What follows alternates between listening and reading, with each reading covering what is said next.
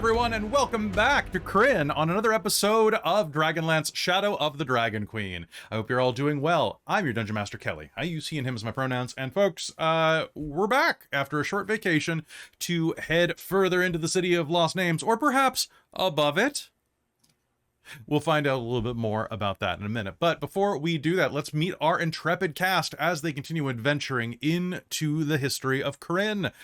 Let's start with Christine. Hello, I'm Christine. I use she, her pronouns, and tonight I get to play Kelara Vingard, our human cleric of Mishical. Fantastic. Over in the corner, we've got Chris. Well, hello. I'm Chris. I go by Blogg in the chat, and I'm here to kick ass and take names or something like that. I don't know. I'm tired. Yeah, you're a dad. I'd be tired too. Down in the corner beneath you, we've got Robin. Hi, I'm Robin. I use she, her pronouns, and so does my swashbuckling Kenda rogue Rizira Moonbrush. And You sound like Ivy right now. Yeah, I was gonna say, if you can't tell, my voice is very, very scratchy. It's been very fiery and extra life in 2 games. It back to back is apparently, and you know, just work and being outdoors and the smoke, is holding its tone. So Rizira, might sound a bit more gruff than she usually does today, but I'm happy to be here and excited for game today. Yeah. Nice. Well, it's good to have you. I'm glad that you're not on fire. Me too. Yeah, it's I preferable. mean, but there's plenty of time in this game. It's true. Riz is probably gonna end up on fire because she's a fucking just psychotic Kender. It's great. It's I love really her true. so much. Team Arson. Speaking of Team flaming, Arson. Cal. Hello, my name is Cal. I'm Neo Cal in the chat. I use he, him pronouns, and I am playing Aurontiros Caledon, the Qualinesti elf bard. And yeah, hopefully will not get lit on fire. Yes, but at the very least, with that guy liner and that outfit, you are going to be playing Aurontiros is quite fabulous as always, and I'm very excited about that. Yeah. He's basically a glam rocker, and I love that for him.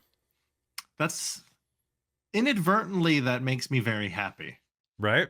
Like I didn't set out for that, but he's I'm very happy with the result. Elvid Bowie. That makes me very happy to hear. Last but not least, other things that make us happy, Jen. Hey, I'm Jen. I use she, her pronouns, and I will be playing Hazeal Nightgranite, our dwarven lunar sorcerer. You can find me as Achille Daniels on the chat or on my own channel or on my podcast, Paradox and Mage the Ascension podcast. And it's too hot to wear my robe today, and I don't want things touching me that I don't have to. So that is fair. I'm not wearing it, but normally red robe. So absolutely, it's ridiculous that tonight is hotter than it was all day. I don't know what happened, but at like 6 o'clock, it started getting hot again, and it's like, that's dumb. I don't like this. Yeah. I thought that was just me because I was like started putting on this, and I was like, why am I sweating so much? No, I wore a hoodie to the store today because it was cold. Yeah, same. And I was sitting here playing raining and Guild Wars with a hoodie, slippers, and a blanket because I was freezing. I'm sweating already. It was hot outside today in the sun, and now I'm back in AC, so I'm the opposite of you guys. I'm very jealous of you. You know what I'm also very happy about, though? Our sponsor for this episode. Once again, we are sponsored by the luxurious, amazing, and fantabulous Bookwyrm games, where you can find more than, 168 different types of dice, from resin to acrylic, from metal to liquid core, and even actual gemstone. You definitely need to check them out because they have also launched 5 different types of tea, an entire assortment of familiars that you can grab to keep you company while you are rolling your dice, and a collection of jewelry and candles now on their site. You also will see that they have even more dice than that. This is just the number I have for before. They probably have closer to 200 sets of dice or more right now. And Robin, what was the one that you and Christine were both looking at a set the other day and were drooling over it? What was it? The Leviathan Leviathan's Eye, I think, or something. Leviathan's Gaze. It's a liquid core. Really Ooh. cool. Did you know that you can get that for 10% off if you use code DorkTales? Crazy. I know, That's it's awesome. wild. And if you spend $100 or more, your shipping's free. Which, you know, that's a pretty great deal. So go to bookwyrmgames.com today and support the channel by supporting yourself by getting some great dice. Thank you to Bookwyrm Games for being our sponsor today. We love you big much. And we're gonna roll dice for you. Yeah, it's gonna be great. Yeah. Besides that, quick reminder as well that there are a bunch of fires in Canada right now. So if you are Canadian or feel particularly charitable, there are 2 charities that we would strongly encourage. Number one, there are a number of charities that you could find online that are good for donating to wildfire relief. One of the local dice merchants in Vancouver, Adventure Dice, who we also have a code with, but they are doing an online auction for all proceeds going to wildfire relief. It's very reputable. They're good people. Please go check it out. We'll put a link in the chat, and Robin, remind me, and I'll put a link in the actual episode when this goes up on YouTube. And the other is that if you're looking to support kids, this past weekend we're all a little tired because we just did a 14-game marathon starting on Friday, ending on Sunday, in support of the Children's Miracle Network. And if you still have any funds to donate to that, they are all tax deductible and go directly to the Children's Miracle Network. You can go to extralife.org/team/dorktales and donate to your favorite Dorktales team member or many guests that joined us from other channels, such as Fayfinders, Not a Vampire I Promise, Awkward GM Corbin, and many more. Fantastic people that rose to the occasion and helped us raise almost $7,000 in our first weekend of a couple this year. So thank you so much for joining us for that. If you'd like to donate, remember it's tax deductible, so you're helping yourself too.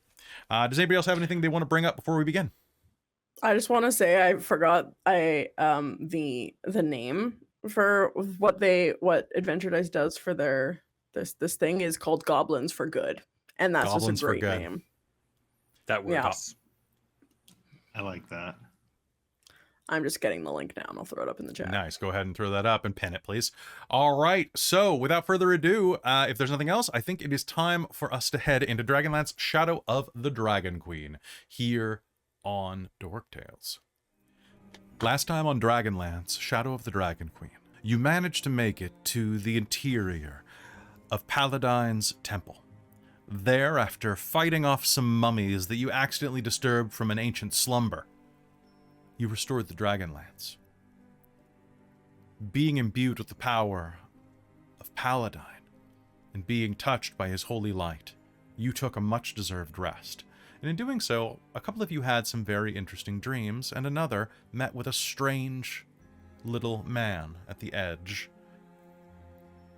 of the crater in which the temple now lays.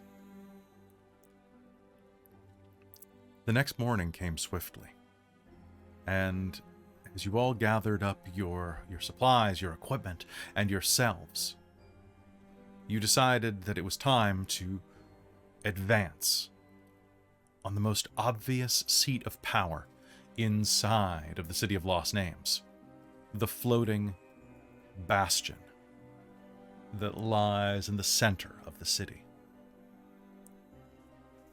And this is where we will begin our story. There in the Temple of Paladine, as you prepare for the day. There's the sound of sizzling bacon. The smell of trail rations being fried in a bit of packed butter. Things that had been squirreled away in packs. Old, lumpy bread. That is delicious when ripped apart and fried in that soft bit of liquid gold at the bottom of the pan. Levna reaches out across the altar with a handful of olives and another handful of nuts, passing them over to Godfrey. This might be our last breakfast. Might as well enjoy it. You know how long I've been keeping that butter in my pack? Do I want to know? No, you don't. It's fine. It's clarified. Riz is gonna take out the wizard pipe that she got and some long bottom leaf and just like start just like having a good start to the morning. Nice. You know. Yep. Well, you said this might be our last breakfast. Gonna start good, right? Mm-hmm. I'll have a Absolutely. little bit of them and just pass them over to Kelara. I'd love some herbs for this. Anybody feel like going and arguing with Dusk Strider or whatever her name was? Oh, at the shop? Yeah, the big purple shrub. Oh, the shrub. Yeah, I Wow. can do that. Yeah? Not particularly. Do you want some company? It could be dangerous. Don't bring an axe. I don't have an axe. Oh, perfect. I So- wonder what I got in my bag. Let's find out. Mm-hmm. Riz is gonna look for some stuff in her bag. So, reaching around in your bag using your Kender feet, Mm-hmm. let's find out what you have. Yes. 71. 71. Reaching around in Riz's bag, she is going to pull out, somehow, it's compressed into a big ball, and she's going to pull it out, and you smell chicken. You smell like a chicken coop. And as you're looking down, for a moment, as Riz pulls this, like, small pouch, well, not a pouch, it's like a pillowcase, about the size of a pillow would be for a Kender. And as she pulls it out, it's like, anybody who's there will see tufts of feather sticking out, and you think that it is a chicken for just a moment until she squeezes the pouch a little bit, and there is an eruption of chicken feathers that fly everywhere around the base of the stairs at the altar. Oh, what? Muzzle chicken? Not anymore. Just the feathers, apparently. Keep it away from the Quite butter. edible. I can't control it now. They're gone. They're gone. The winds will take them where they be.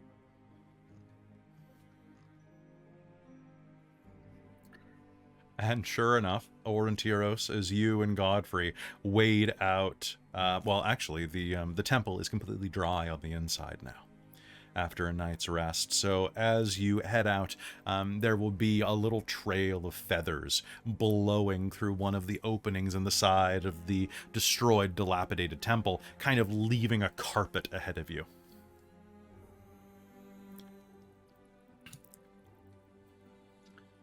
I wonder what went on back there. Do you open the door to the temple, Back- Aurontiros? Yeah. Okay. Hold your breath, Godfrey. What? The doors will pull inward, and as they do, you will see that the crater is still about 2 foot of water deep. However, the water stalls at the front of the door, held out by an invisible hand. How is it doing that? Hmm. Seems that the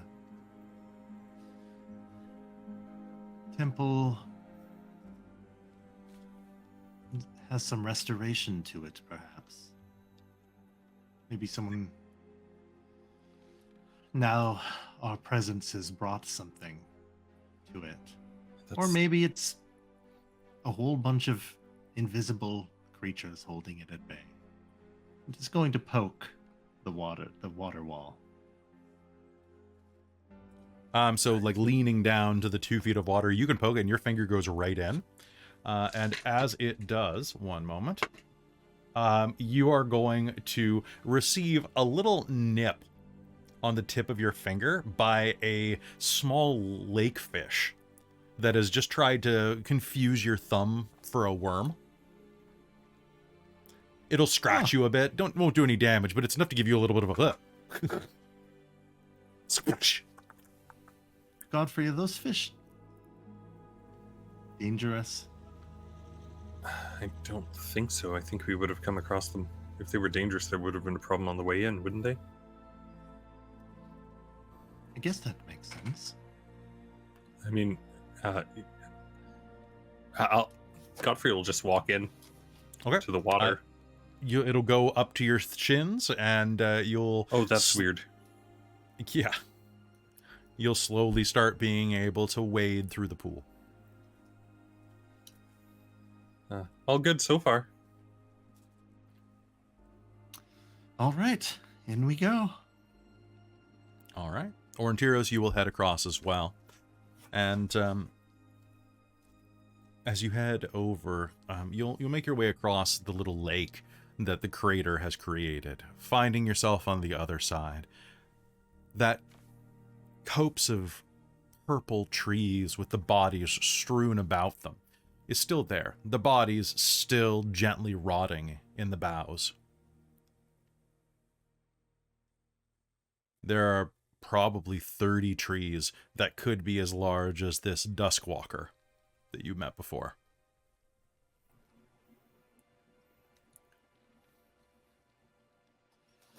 Oh.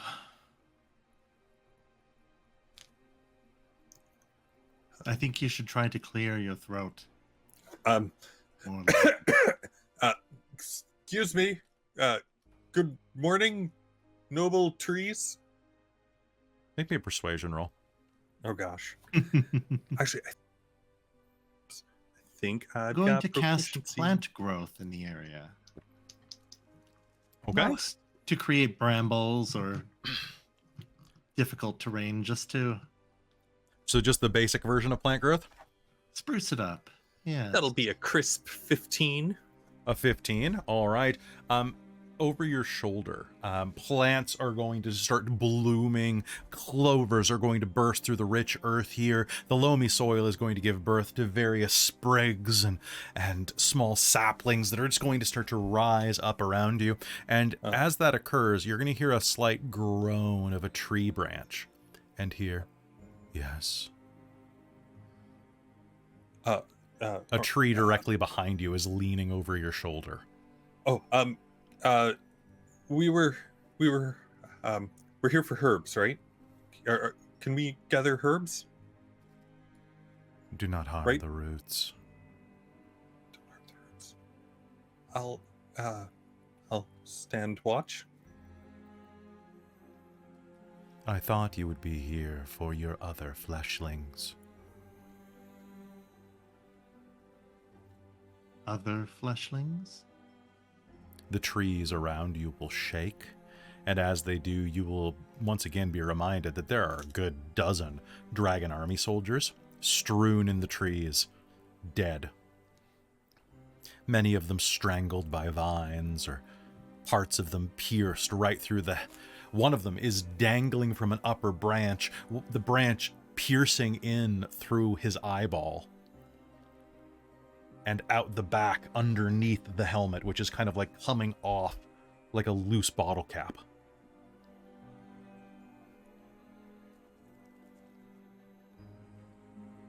Coming back to... Well, we're not really affiliated with these fleshlings. They're pretty bad. Yes. I was not Looks a like fan. We're not fans either. They're our enemies. Would you like their possessions? I have no need for metal.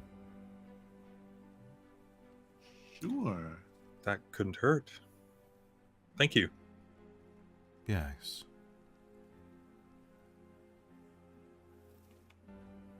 She raises a hand and kind of clutches it They kind of raise a hand. And as they do, about 6 full bodies are going to collapse from the trees.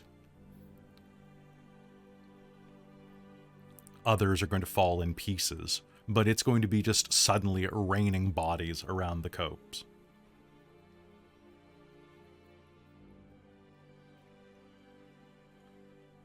What do you do? Well,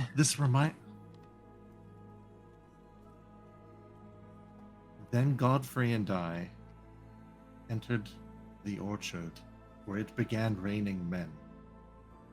I picked the herbs, and Godfrey sought the metal. All right, I'll take the hint. Close Godfrey, the journal. do you want to make me an investigation or an insight check? Let's see here. Let's go for insight. Okay. Oh, nat 20. So that'll be a nat 22. 20. As you are going through these, you are going to be able to find each one of the bodies has a longsword and a suit of scale mail, as well as 10 steel coins. That'll be a total of 60 steel coins of 60? the 6 bodies that are capable. But as you're looking down, you're going to see that there's more bodies strewn about, but of the dozen or so worth of bodies that fell, 6 of them were not damaged in a way that couldn't be easily mended and covered. That's 6 Dragon Army officer uniforms.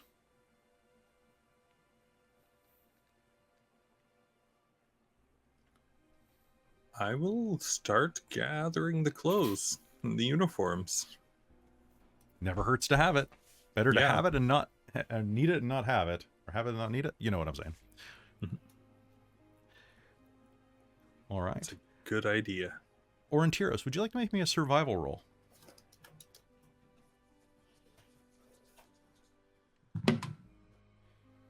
Oh, dear. Well, that is... Nobody's around to see how bad he is at this. Mm-hmm.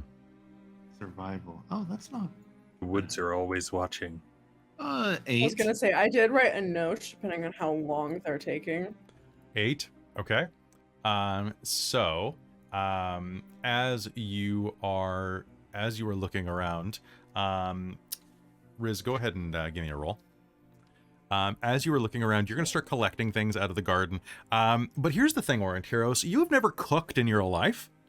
So sending you to grab herbs is about the dumbest thing people could do. You grab some clover, some fool's parsley. You grab some nettles off of a green tree. Thinking, yes, pine needles are obviously edible, right? Because they put those in salads. Yeah. And what's your passive perception, Aurontiros? 24. Okay, you're going to hear the softest crunch behind you. It honestly sounds like it is the equivalent of someone 10 feet away from you taking a hydrated leaf, a fresh green leaf, and rolling it between their hands. Like the softest sound imaginable. The sound of dandelions being spread by the wind. And then you smell a little bit of that kender smell. Actually, you smell a little bit of pipeweed. Going to pretend that they don't know that the Rizira is sneaking up on them. Okay. So, Riz, what are you doing? Godfrey. She's just watching because she's bored. So she's Okay. just going out and seeing what they're doing, and then gonna just kind of sneak up behind Aurontiros, and then There are corpses everywhere. And Aurontiros is humming a song, picking herbs as the corpses are falling from the trees. do I see that? Do I see that he's picking the wrong herbs? Oh, yeah.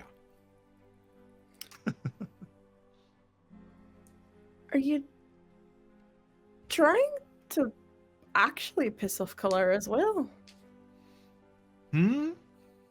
What? What you're picking is inedible. Kalara's going to just think you're trying to, like, get Godfrey off the hook for his terrible cooking. What? Why would I only be picking edible You've herbs? got pine needles, which will just, like, stab your throat. I was told to come and... I thought I was making an arrangement. I was told to come and get herbs. I wasn't told that you'd be eating them. What? Meanwhile, back inside of the temple. Because it's not going to get... Kalara's already flavoring her food with spices, since nobody bothered to ask if she had any. So, She's just going to quietly do it. I just blame like, Levna. so Yeah, Levna's Levna going to like shake her iron skillet and look across at Kelara and Hazeal. So, now that the idiots are gone, we should talk. Yeah. Okay. We're about to go in somewhere incredibly dangerous. Sorry, I would have started off, but I was waiting for the candor to wander. Fair.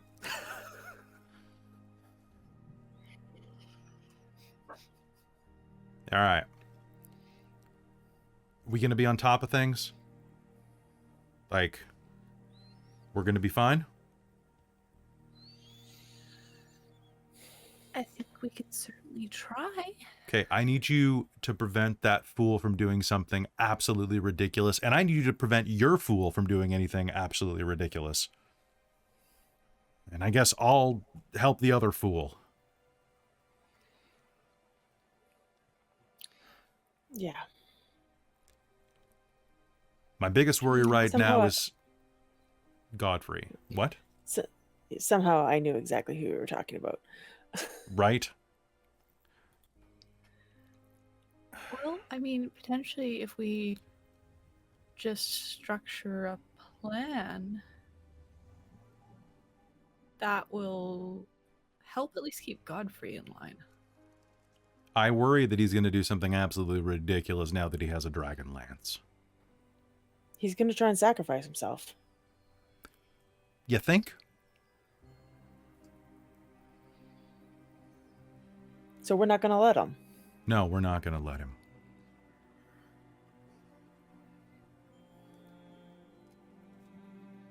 And you are in deep trouble, Miss Kelara. Why? Because if you keep going down this road, you're going to marry a knight, and I guarantee that is going to be a lot of trouble. You're going to end up in a keep somewhere in the rainy lands of Solamnia. Are you okay with that? Well, considering he honors vows, once he's married, he's screwed. I He think will that's do the... what I want at that point. Well, good luck trying to pry him away from his family's estate. You know he's going to want to go back to that. Well, I mean, that's fine. It can't be any harder than running a farm. Although I Not really, it's just suppose at a you bigger could... scale. You could probably convince him, if Vogler gets rebuilt, to take over where Becklin was.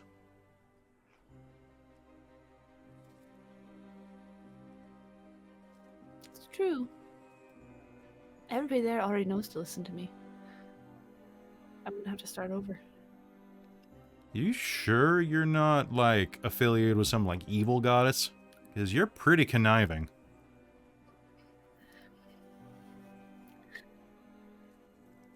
I mean, Well, like, respect. No. I'm pretty sure from all the stories that Michiko is, in fact, a good goddess. Everybody seems to think so. But in the long run, if the person who cleans your clothes, makes sure you have food that's tasty, and keeps everything else in line, gets pissed off, it's generally not going to be a good time. Yeah, happy wife. Also, happy everybody life. really liked the fish pies, so if I stop making them, they stop doing the thing that made me stop making them. Do you have any garlic? It's really just bribery in the long run. Most Bribery people, works. creatures Yeah. work along the food lines. Fair. And what about you? What's your plan? You've got 2 idiots that are studying under you. Yeah. Yeah. And it doesn't seem like one of them... Well, it seems like one of them's graduated and one of them's... I don't know. Just gained more ways of getting in trouble. Yeah, he seems a bit different.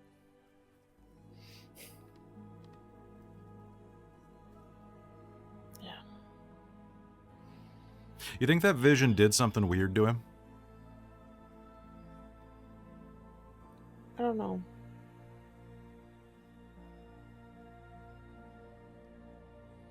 Well, at least we know one thing.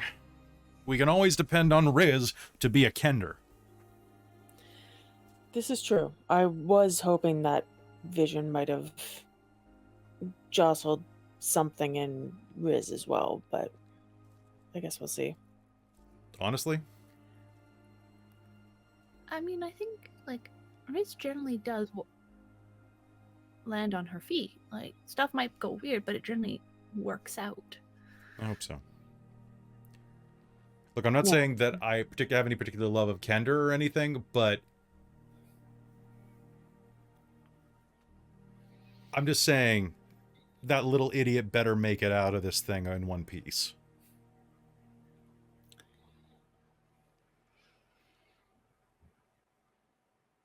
Yeah.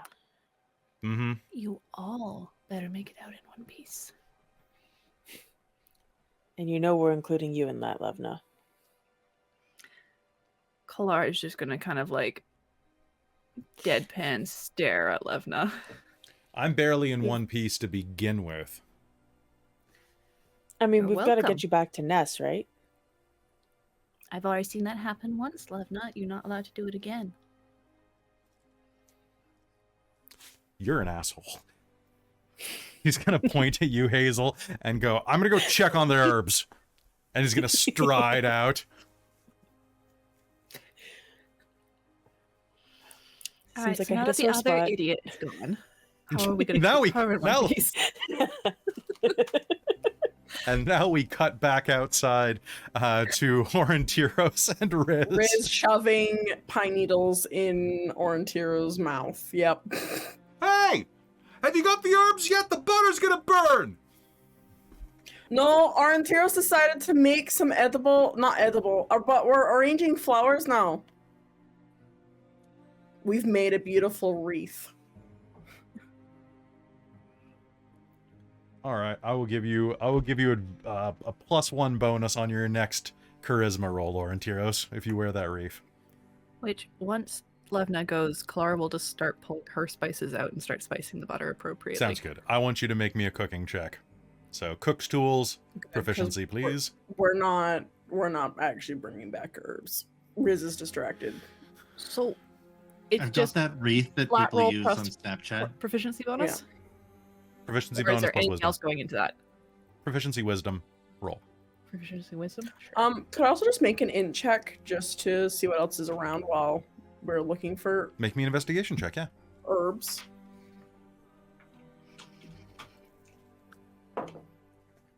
That's cocked.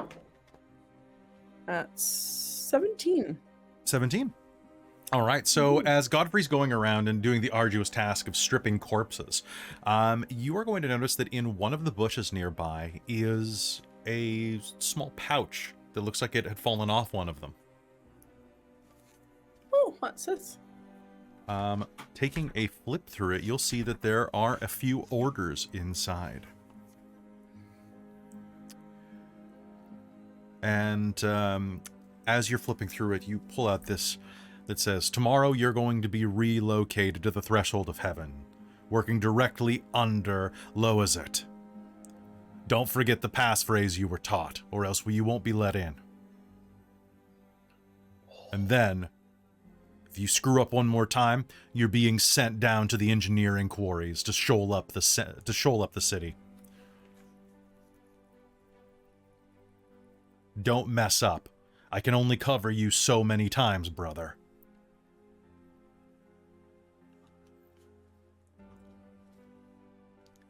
So yes, you'll find that written in a hasty hand scrawl. Does it say the passcode at all on it? It does not. It does Damn. not. But you know there is a passcode now, which is important. Godfrey, are you stripping those things for us to wear? That's, I mean, might make it a little bit easier wandering around the city. Yeah, we may not get where we want to go unless we find out there's a passcode to get in somewhere. Well, that's good to know. Maybe we can ambush somebody. Oh. I mean, that hasn't been that successful in the past, but No. But it's good to know so we can at least maybe pretend we forgot and not be caught unawares. that's good thinking. Because you'll know it's going to be the three of us that are at the front doing all of the good work. We are the brave ones. We are the instigators. You know, we're all brave. We're all brave, but we're the everyone's people necessary. up front. We're a group, and we have everyone works together to. We are the goal-getters. I don't think I could jump call in. anyone in this group anything other than brave. Hey, idiots! Are you done collecting yet? Aurontiros? Queen idiot to you, Levna. Her royal stupidness! Thank you. The butter's Right. burning. Get your asses over here. All right, let's go back in. Yep.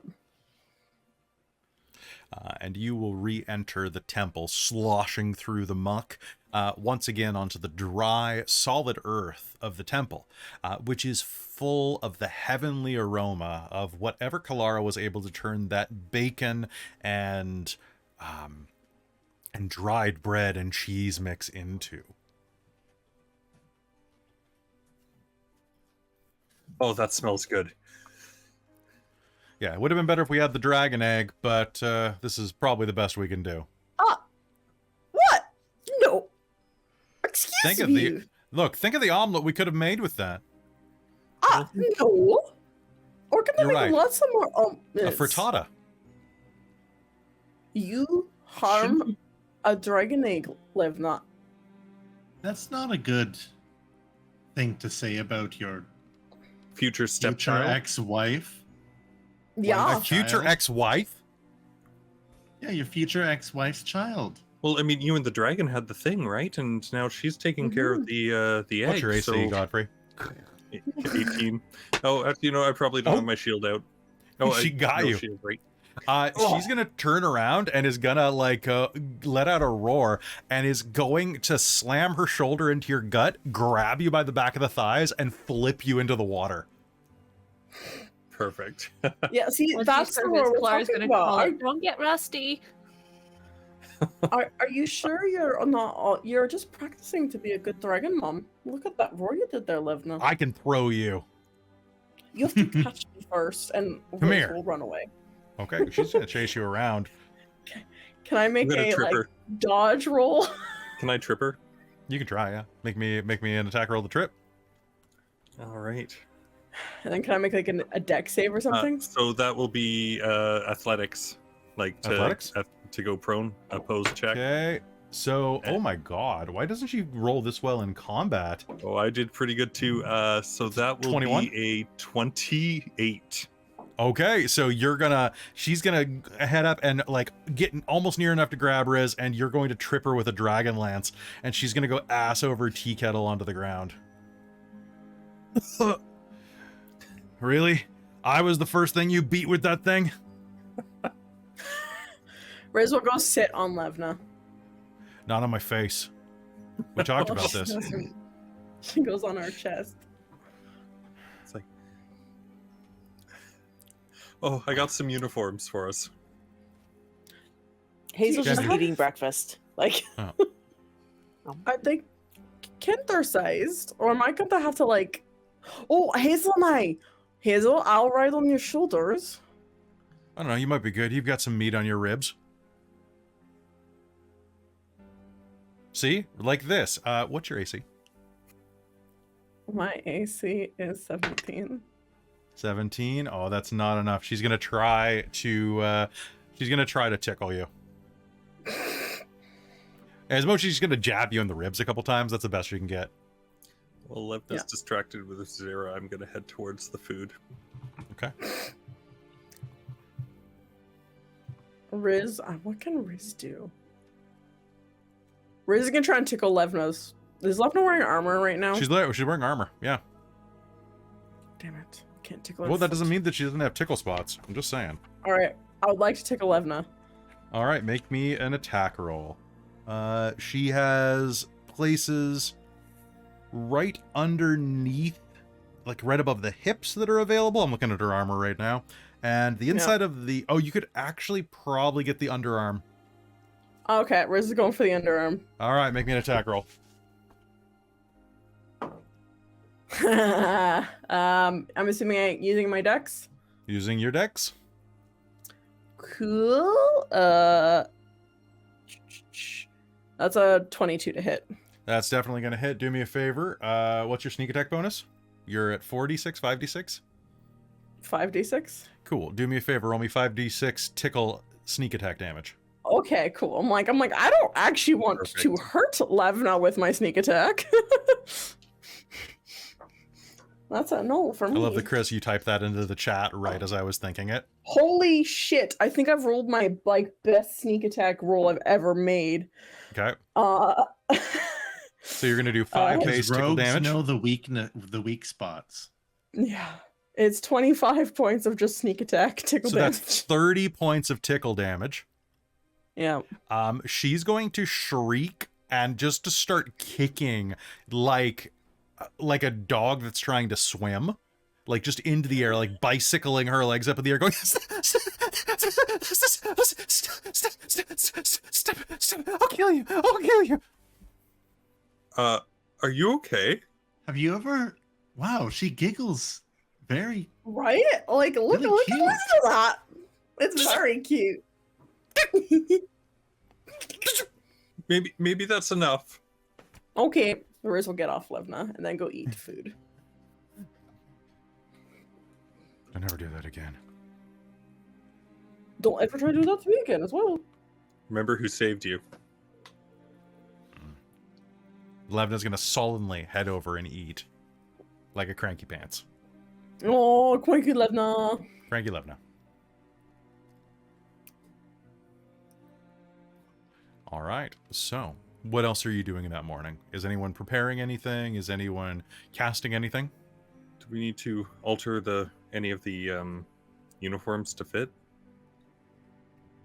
Definitely the dwarf one will need to be altered a bit, and the Kender one's going to be a little not working, but that's going to have to like kind of go under stuff, I think. I think I might have talked when everyone was gone, talked with Kelara about death warding people, and because I can get 2 with it, and I don't know if she wanted to use a spell slot at that point, kind of thing. Okay. Yeah, I think it might be worth it, but she's also a little worried about using up spell slots for high level too early. Fair. I will still death ward. I'm still gonna death ward Godfrey and Levna then. Because it lasts for 8 hours, and I don't have a lot of spells at that level that I necessarily want to use, and I get a free use, so. All right. So I'm going to do that before we head out. Sounds good. Okay.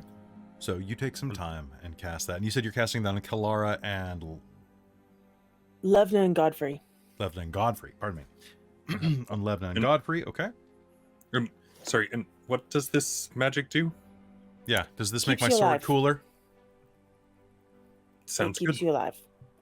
I can't do the sword thing long term. No, it's Instead okay, of I've killing got you, this. you'll just be very, very, very hurt. Well, I've got this magic longsword Do you now, think- so that's something. Do you think? Mhm. Do you think we're the best choices for this? I think you are. And Uh, I've got your back, so that seems like a good idea. Hear me out. It's done. Kelara. Okay. I'm just saying that, Kalara's Kelara- smart Yeah. enough to stay in the back. Yeah. And she can also do it herself if well, she I was needs worried to. if she goes down, she can heal all of us, right? Mm-hmm. But all right, it's done. All right. It's done. Well, breakfast is done. No, Skillet's cool. Want to go storm that thing? Let's storm the castle. Yeah, I have 2 superior healing potions. I might keep one for myself because I tend to not be around anyone that does healing, so I That's wouldn't a mind good one idea. for myself. But there's still one up for grabs. And- Aurontiros, Hazeal, both of you can't cast your own healing magic on yourself. I'm working on it. One day. I need to apprentice under Kelara next. Hazeal, Yeah. thank you. You're welcome.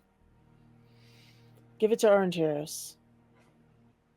Tends to get a little more, Yeah, a little closer to things than I do. okay. So And she'll give. we Okay. found out that there's a password. Oh, yeah. Do we want to Stick maybe it out a little bit. scope out the place first and try and come up with a plan?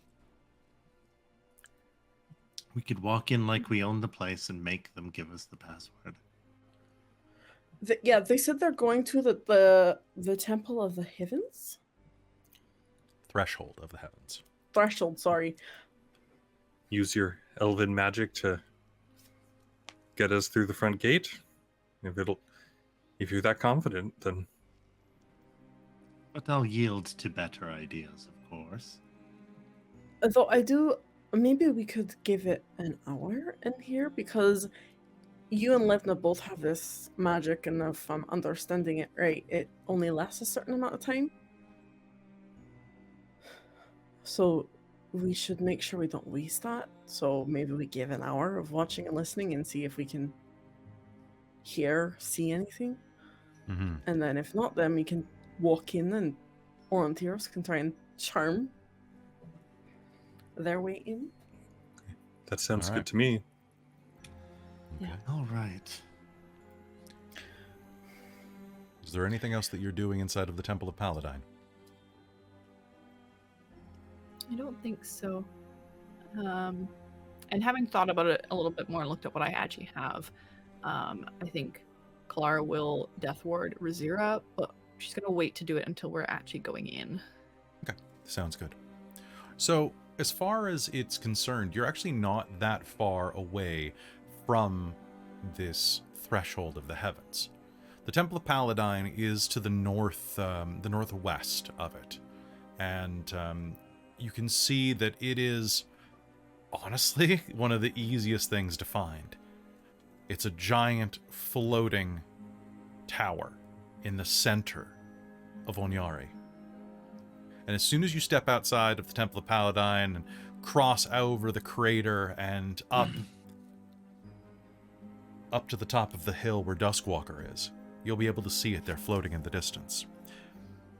Atop the floating island that you see there, which is floating about 30-ish feet above the rest of the city, a gray, slender obelisk rises nearly 200 feet above the surrounding plaza. 4 graceful flying buttresses curve up to the tower's entire height, and crystalline windows punctuate its summit. At the tower's base stands a single stone door.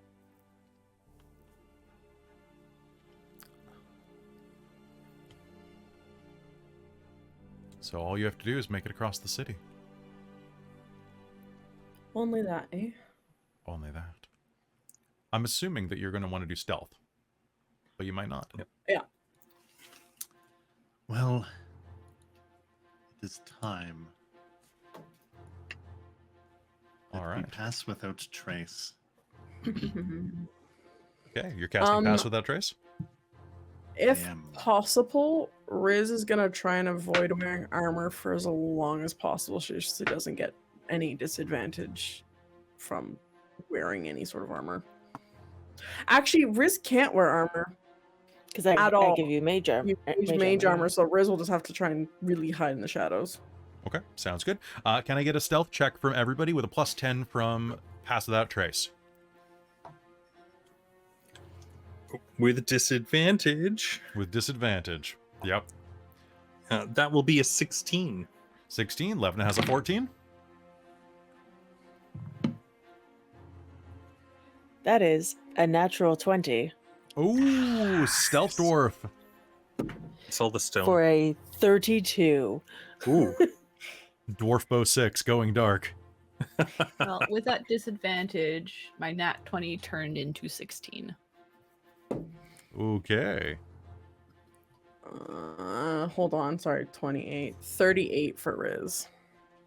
38 for Riz. Sounds good.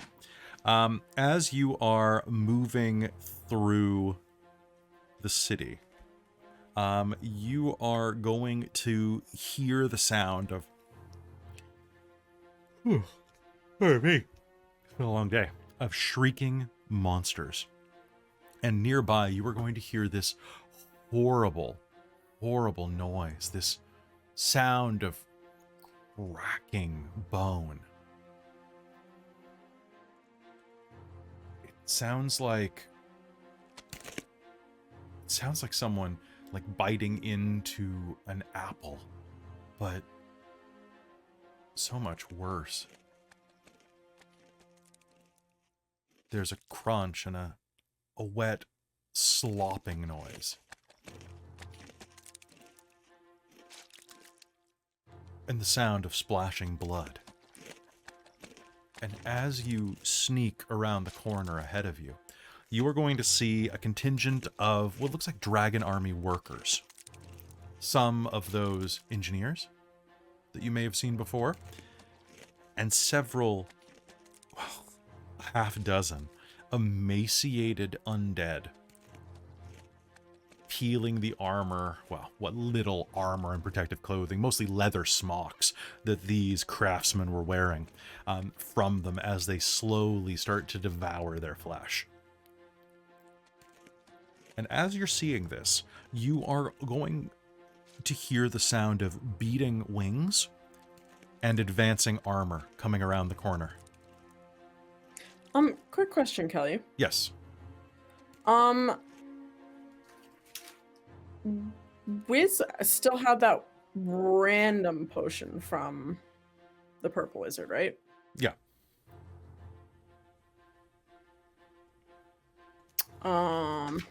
You thinking of using it? Oh no, she drank it. No, she drank it. It was the acid Okay. thing. Yeah. Oh, yeah, you're right. Poisoned. Yeah. So, you were kind of crouching in the shadows of a dilapidated building as this happens. And as you are watching this, one of these ghastly creatures is going to raise its eyes and go, "Arr!" and take a crossbow bolt through the back of the head. There is a sudden burst of motion, and one of those immense Sivak Draconians, the winged ones, is going to descend from a nearby building, smashing down into one of these gas, and three more of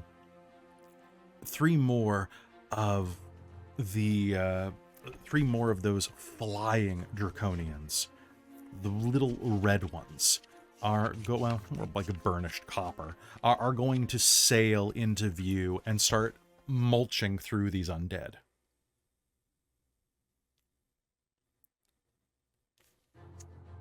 Do you just wait this out? I think so. Okay. Yeah, I have no desire to get involved in this. No. Okay. But do we want to try and, after they're done, do we want to try and capture one and see if we can get the password out? Or do we let this group go? Let's see how many there are left. Were Nothing they can so? pass through here. We've seen kind of what the like various like ranks of dragon army soldiers, right? Yes. Do any of these look like they are higher up? Not particularly. The Civic Okay. Draconians are large sized. They're very, very beefy. Those are the ones that when you kill them, they have that weird shape-shifting ability. The Capac Draconians, the smaller winged ones, are the ones that firebombed Vogler. Yeah. They're more like assassiny, really.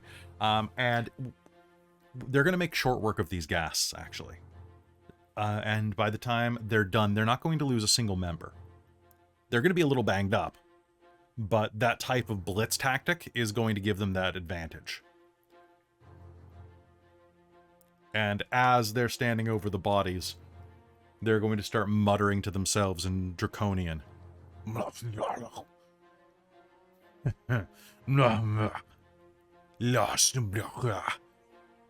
any of you speak Draconian still? Nobody? Nobody picked it up? Okay, good.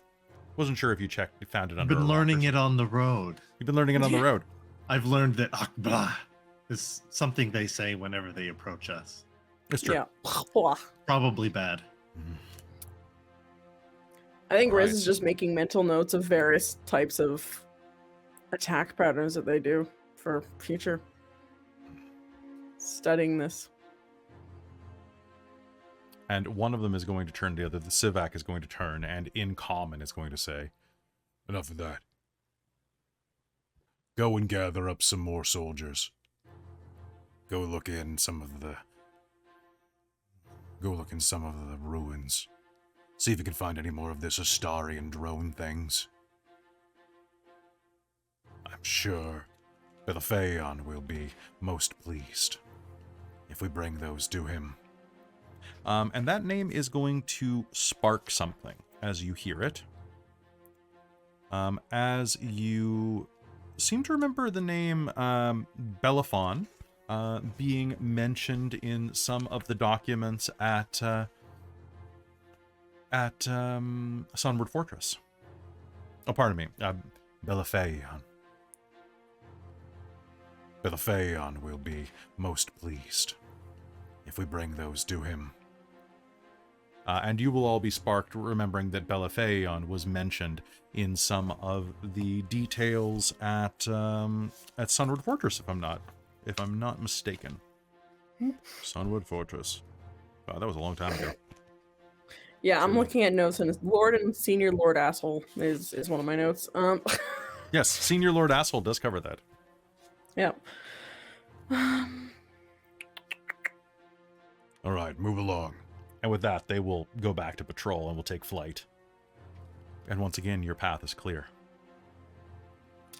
Godfrey, you said you found a note? Something between brothers on one of the soldiers? Oh, I did. I found it in this pouch. Yeah, can you pass that to me? Of course. Riz will pass along a note. Kelly, can you help me recall what that Absolutely. note had said? The rough gist of it is a brother telling another brother that he's being transferred to the threshold of heavens. And if he forgets the password or screws this up, they're going to send him to work in the quarries, reinforcing the city's foundation. Don't screw this up. And is it addressed to him by name? It is not.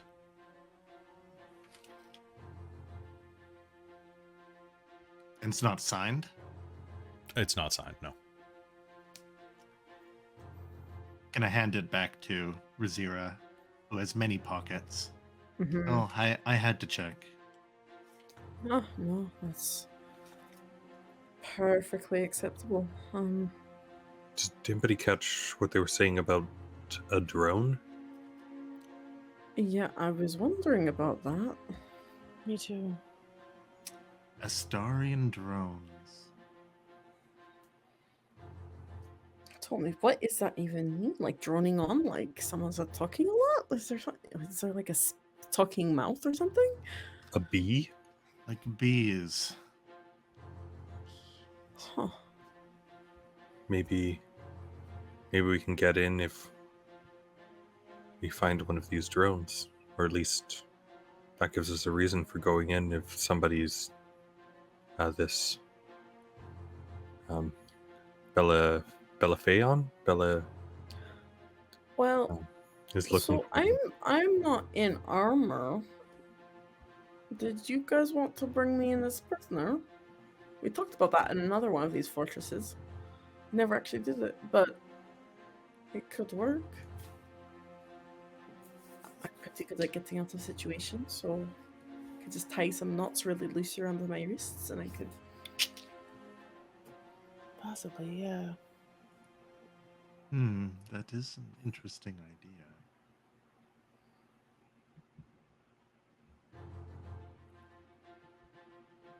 You could definitely mention, like, you caught me from the side you said I was at Wheel Watch or something, and, you know, they know that. We were searching for Ishtarian drones for Belafeon. We found this Kender wandering around the ruins. Might be a spy. That could work. Get you in the door. Still probably need the password, but it seems... I think it would be plausible.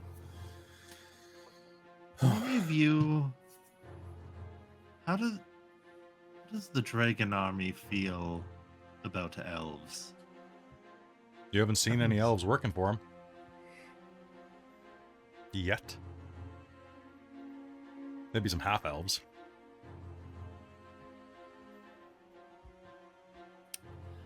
Kelly? Yes. Given that I actually know the Ishtarian language, could I make a check to see if I've read anything about? Sure. Give me a history roll with disadvantage because it is a little eclectic. But I'll allow you to make the roll. Cool. I am actually going to use... So, I rolled an 11 and a 6, but I think I can still use one of my magical balances, even though it's disadvantaged, to make that lower one into a 10. Okay, and you do have which will give me determination. a 16. Okay. So with that, you'll know that Istar was an incredibly advanced civilization. They had ancient constructs made of marble and gleaming metal inlaid with crystals that flashed with sparks of lightning. They were created to build fantastic structures like this one. And so they basically had mechanical constructs that the stories are, and this is something that was very, like, think of how dwarves would feel about this, but they created a viscous gel that hardened into crystalline mortars, which could be used to shore up foundations. A lot of these buildings have parts of them that are almost like resin. I mean, there's stone foundation and there's stone sculptures, but a lot of it is like pieced together by this strange eldritch kind of material. So an Istarian drone would likely be some type of building apparatus, but you've seen drawings of them. They look kind of like four-legged praying mantises made of metal. Okay. With single cyclopean eyes in the center of their, well, what would be a forehead. I think after a few moments of thought and trying to remember, and then being real conflicted about the whole resin stone thing, because her dwarven heritage is like, that's awful, and then the fact that she's left there and seen all these new things is like, actually maybe that's smart. But she will describe what she thinks a drone is based on what she's read to the others, so we can maybe keep an eye out for it, or one of them if we see them. Okay. Neat. Interesting.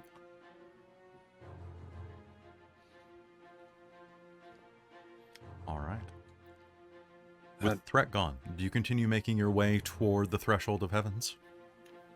Yes. Okay. Yes. As you make your way there, you can see that in the sky above the city, there are small groups of Dragonel riders flying around doing patrols, but the threshold itself is not particularly well guarded from the outside. However, there's a reason for this, as you see some of these Dragonels flying up the 30 feet. There is no stairwell. There is no need. Most of the dragon army has a means of flight. Looking up, you can see, however, that this floating building ahead of you is not the only thing that's floating. Around it, there are various patches of stone that have been caught up in its gravity well. There are floating platforms, large enough that you could probably climb on them if you didn't have another way up there.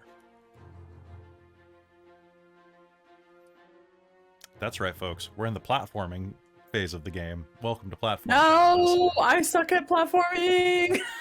The angle is Riz wrong. doesn't. I blame the Riz angle. does. Oh my god. Riz was probably So- great at platforming games, but Robin is not. If one of us can get up there, we could attach a rope. How high up Only about 30 feet. is... Oh, really? Mm-hmm. What's all this 50 feet of rope that we might have? Some of us might be carrying. Also, though, so how, like, there's platforms around it. About how far out from it do these platforms kind of start? So basically, the mechanics of this are, you will have to, if you want to climb this naturally, you will have to ascend by leaping between a series of floating rocks and succeeding some athletics checks. Okay, no, but I'm okay. So, and then the building is 30 feet up. Mm-hmm. I'm just So- worried. So I would say That it's we will probably get about 50 feet enough. wide. Like this debris field is probably about 50 feet Okay, wide. 50 feet wide. Okay. Mm-hmm. What about getting seen though? It might look a little weird if suddenly all the Dragon Army officers are going up a rope. If only there was some way that one of us could step through the mist and... I can do it once a day.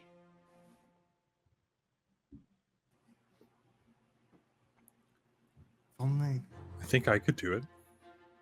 you could do it? Not the You can mist thing, but Magic? Yeah, I could No, probably I jump it imagine. too. You can jump 30 Oh, feet in the air. No, I'd go from rock to rock like Godfrey. Oh. what happens if I'm holding one end of a rope and I misty step? You take the entire rope with you. Even if someone else is holding that rope? Or you'd cut the rope, I'd say. Yeah. Cut the But rope. as Riz was saying, don't forget, it's 30 feet in the air, but it's also 50 feet to it. So you'd have to probably find a way to underneath it to be able to do that. I see. Which isn't necessarily a problem, but you'd probably have to make at least one athletics check to jump some gaps. But yeah, you could absolutely do that. There's not... And Too bad so- we didn't have what's his name? He could cast fly again. Yeah, where is Delamar at? Flying Kinder. Okay. well, So do we want to walk up like normal people? There's no way to walk up like normal people. You have to hop. Well, I meant like to hop up like normal Dragon Army officers that don't have dragon arms. Do it. Or we try and rope, which could be seen and then be very suspicious. how if that's a good point, but I don't think we have much other option, do we? If Lebna and I stay on either side, like one of us, we're the strongest. So one of us stays at the rear, one of us stays at the next jump. We help each other jump to the other side, and then one of us moves on, and we just do it slowly that way. Make sure everyone gets across. With the rope in between us to hang on. I'm not the best jumper, so Hmm. definitely would appreciate that. Aurontiros, you think you might be able to find a passage that's only about 5 or 10 feet off the ground that could get you near enough to teleport? I think that might Are we if I putting our do outfits take on the before or rope- after? Oh, I guess we should trade out clothing now, huh? now's a good time. All right, strip me. I've been trained in this. Yeah, sure you have. And Someone strip with Godfrey. the yeah, sure you have. Aurontiros is gonna tighten it before starting to unbuckle Levna. I have the worst version of Misty Step to do this. Thunder Step. Oh boy, the one that could be. To her presence. Yeah, it's only can be heard from 100 feet. That'll be fine. It's fine. 300 feet. Oh no, Thank that's you. even worse. Right. So is there any way, like, is there any? No, it's all steel armor, isn't it? It's all steel armor. Yeah, the splint mail. Oh, it's all Kelara has steel? nothing that'll help with this and is not particularly athletic. So she's like, everybody else make the decision and she'll go along with whatever they decide. Is any of it light armor? Oh wait, I'm still wearing that leather armor. You have that medium armor, or Yeah, you've so the. I have the officer armor from like in-game, like that feels like You do forever have ago. that one still. You know, Yeah, the so black. splint mail. Splint mail is heavy armor.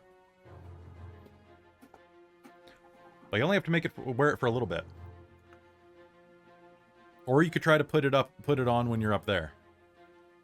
It's probably for the best to wait. Okay. So splint mail takes how long to put on? So- 10 minutes. I am not proficient in any type of armor. Well, you weren't going to wear it anyway. You were going to be the captured one. That's okay, Okay, so we're still Rizira. going with that plan. Okay, we're still going with that plan. Okay, That's cool. okay, Rizira. You're incredible at dodging things. You'll be just fine. Bolstering rally.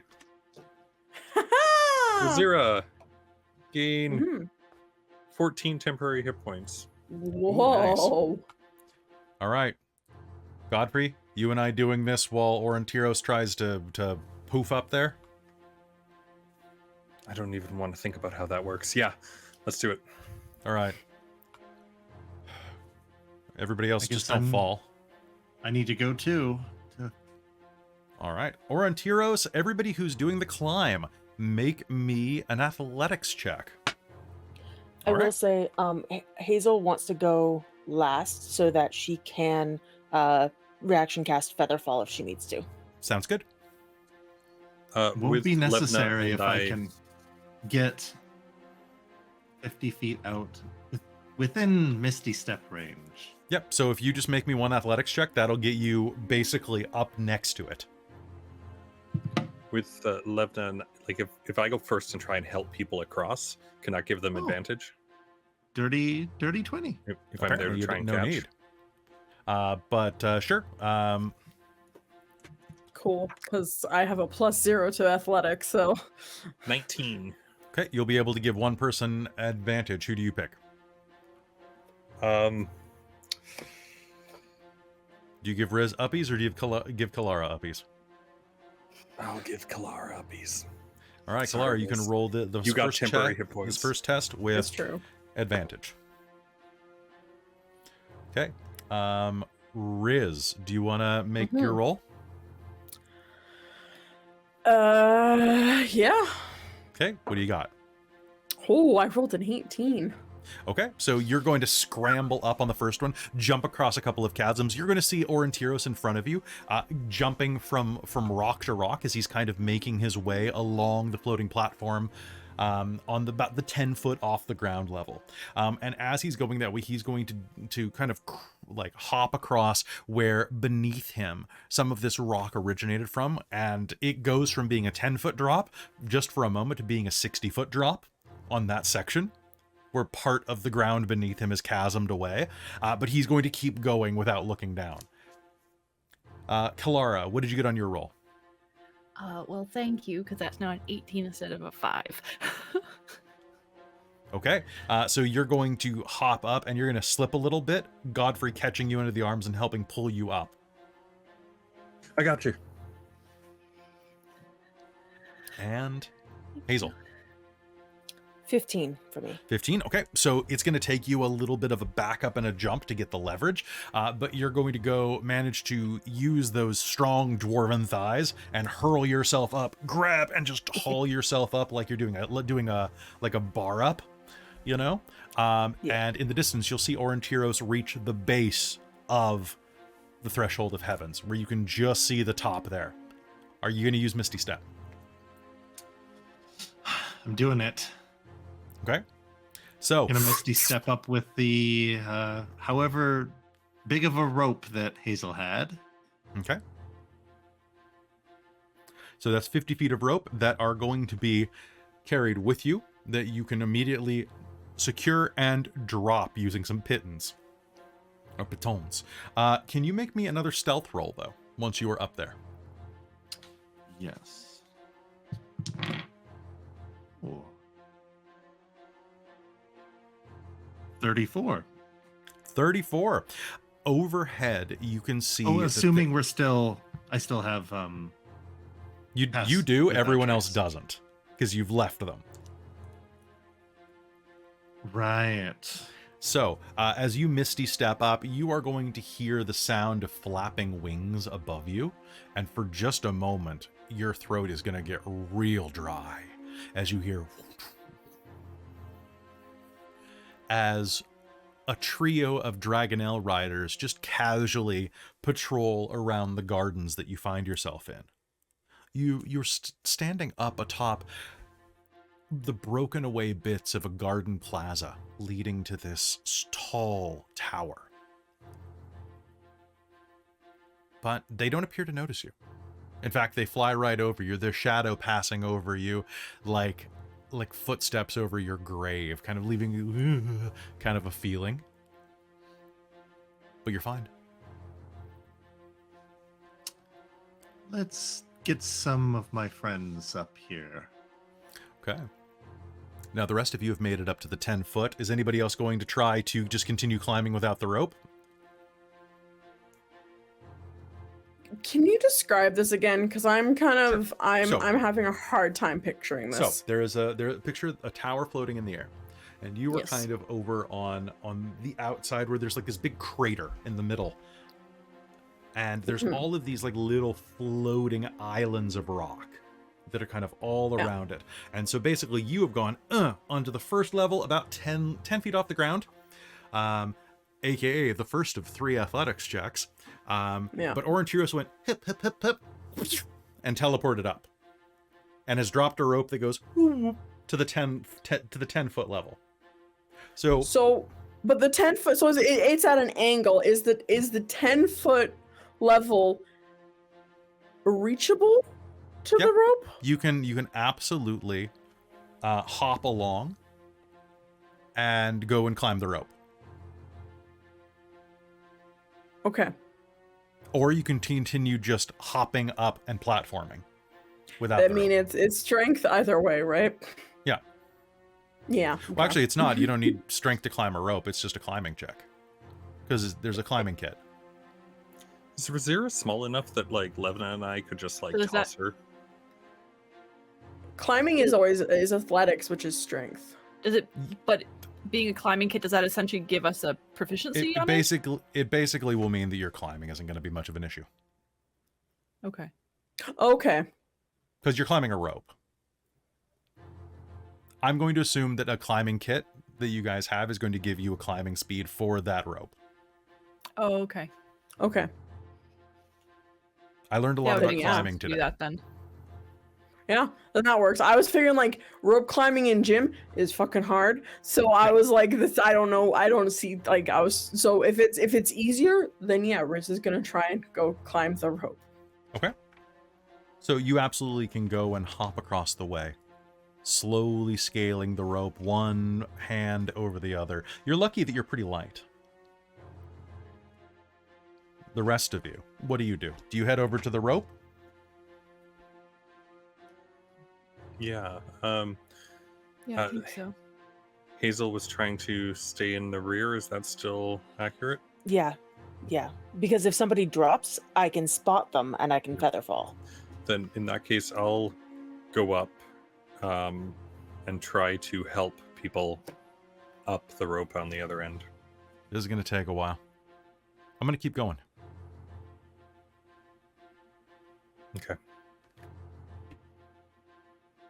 Levna's going to keep trying to do the hops. Oh no! Oh no! How far away is she getting from us? She's going to start ascending to the 20-foot lair. I'm going to follow Levna, I think. Okay. Let me just double check her athletics bonus. Athletics bonus is a +6. That's a 13. I'm gonna... Okay. So Levna is gonna start hoisting up slowly but surely. Kind of having a bit of trouble with it. Go ahead, Hazel. Make me an athletics check to keep pace. That's a 19. Okay, you're actually gonna pass her as you're going. I'm not up this. passing her then. I'm making sure I'm staying behind her. Sounds good. Well, you're definitely like doing better than she is, and she's gonna look back and be like, yeah, this armor's heavy," and is going to crack her neck and jump onto one of the next platforms, fully heading up to the 20 feet alongside you, which you are going to be able to keep pace with. Fantastic. So you were about it looks 20 heavy. feet. That's why I don't wear it. Yeah, well, some joke about not wearing anything. I don't know. Okay, we've just got like one more sprint here, and then we're going to be on par with Aurontiros. You ready? Yep. Let's do it. I'm ready. Okay, that is a 20 for Levna. And that's a 20 for Hazel. Okay, so you both are going to go Super Mario Hazel.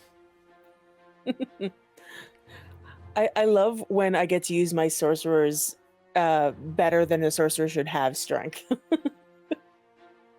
Right, it's so good. Okay, so you are both going to leap over and land on the side of the island, up there next to Aurontiros. At that point, that'll be long enough that Riz could very easily have climbed up, and Kelara could be right behind her climbing up as well, if she wanted. Yeah, I will. Okay, and Godfrey pulling up the rear. You are going to see these Dragonlance patrolling overhead. Can I get a stealth roll from everyone except Aurontiros, because he already succeeded so well? Don't forget. Are we back close in enough. pass without stress? You are definitely back in pass without a trace territory. 25 with disadvantage. 25, perfect. 27. 27, okay. 19. Perfect. So Levna's a bit No, there's loud, 20. kind of. Nice. 35. Levna's doing a So little sad. bit I of... keep losing a nat 20 though because of the disadvantage that armor gives me. Right. Each time I've rolled a nat 20 and something way lower. Okay. So with that, you're going to see that there is a single stone door, and 4 hulking draconians guard the door, while armored dragonels and their riders circle above. What do you do? So is this where we wait for an hour and watch? For the Yeah, we postcode? could. There's plenty of places to hide around this plaza. We could armor up, and maybe those that the armor doesn't fit, or those that can be more quiet, like Rizira. We could sneak and try to overhear conversations, or just scout them out. Kelly, is it Yes. daylight hours? It is daylight hours. It's fairly misty out here, but you still can get a pretty straight look to people who are headed up. So how I have a dumb thing, and Sure. I've been waiting all campaign, and I want to use it at the right time. So if this doesn't work, are the 4 army officers all looking in one direction or facing away from each other at all? They are all facing out from the tower, kind of side by side, kind of blocking access to it. Okay. Oh, I just have the classic rogue Ventriloquism? equipment of what? Ventriloquism? No, the bag of 1,000 ball bearings. Oh, I see. I want 2 marbles on the ground for when they all turn around and fall. There will be time. Yes, I know. So, All right. if it's not, yeah. So, if it's looking like she can't do that, then I won't. That was my dumb idea. Okay. So can I get, if you guys are waiting and kind of perching nearby, so I'm assuming that you're kind of on the northeastern side, so you're kind of like looking at where the doorway, where the people are going to be coming toward the doorway from around. So if it's facing to the south, you're kind of up in like the west, slightly northwest corner, kind of hunkering down amidst the plaza. And you wait for about a half hour. And as you do, sure enough, a Dragonelle is going to land, and a human soldier is going to step out and wander up to the front. Kelara and Aurontiros, are you both paying attention to this? Oh, yes. Everyone else, you are going to see, you're out of distance of hearing, but you'll see that the front one walks up. The Draconians take a step forward, brandishing their weapons. Halt! Who goes there? You'll hear them bellow out. And he's going to raise his hand and say something. Everyone else, it is too far away and too silent for you to make out. However, Kelara and Aurontiros both have the observant feat, which allows you to read lips. And because of that, you bypassed an entire section of this city. Congratulations. Nice. You are going to be able to read on his lips, by her will, the world.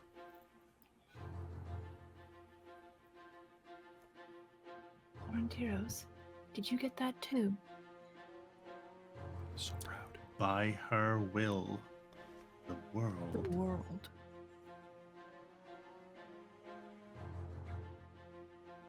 I think that's the password. That was what you heard, saw, right?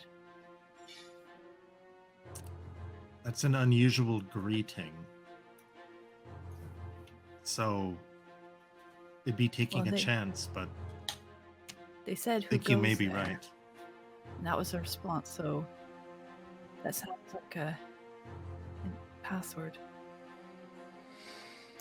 Yeah.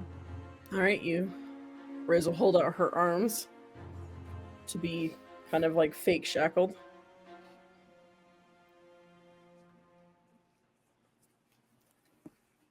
And I put bunny ears on the inside, so you can just pull them free. All right, so quick question. Who is putting on the Dragon Army officer uniforms? Levna will? Godfrey will? Is there a set that will fit me? There is a set that will fit you with some like slight modifications that you could have done that morning. I'll ask the others whether it's more important for me to stay unarmored or without this armor that I'm not proficient in, and be a prisoner with Riz, or They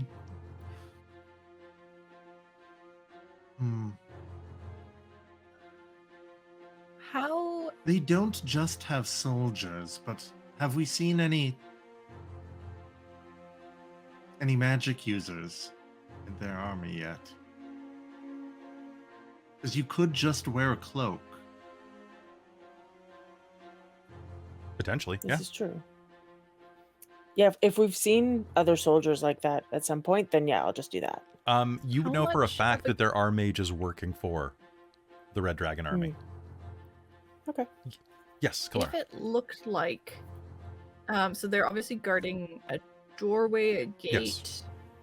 Is it kind of like a wall, or is it like a door into the actual building? It is a large stone door into the tower itself. Okay. Are they a little ways away from it? They're like right up against it. Like they are basically bodyguarding this, like living statues in front of it. Okay, so there's no chance that with the distraction that some people could come up the sides and behind them. Okay. I guess Kelara is gonna kind of like ask how likely people think she will actually pass as Dragon Army, even with the armor on. I mean, aren't you also kind of hunted? So distracting yourself Are there with helmets? as much armor as possible would probably be better. There are helmets, right? Yeah, just pop a helmet on her head. It should be fine. Okay. And should we do... Just hand me your dagger. There's no way Salamnik armor is going to pass for this, but whatever she's wearing, we'll just rip off the insignia off of one of the splint mails. That should be fine. The horned They have, helmets like, are going to be a dead giveaway, though. Tunic over it? Yeah, We could just put that over. yeah, I think so. Put the And- tabard on top. Do you want me to, if I'm being the magic user, do you want me to hold your staff? Like with it covered, but That might be a good idea. it might just look a little more appropriate. I'll We cover- stand close to you so that you can grab it when you need it. Okay. All right. Mount up. Let's do it. And if we're questioned, we were searching for Ishtarian drones for Belfion, and we came across this Kender. And what was the password? By her will, the world. By her will to work, and they put up their hand? Yeah. Look like.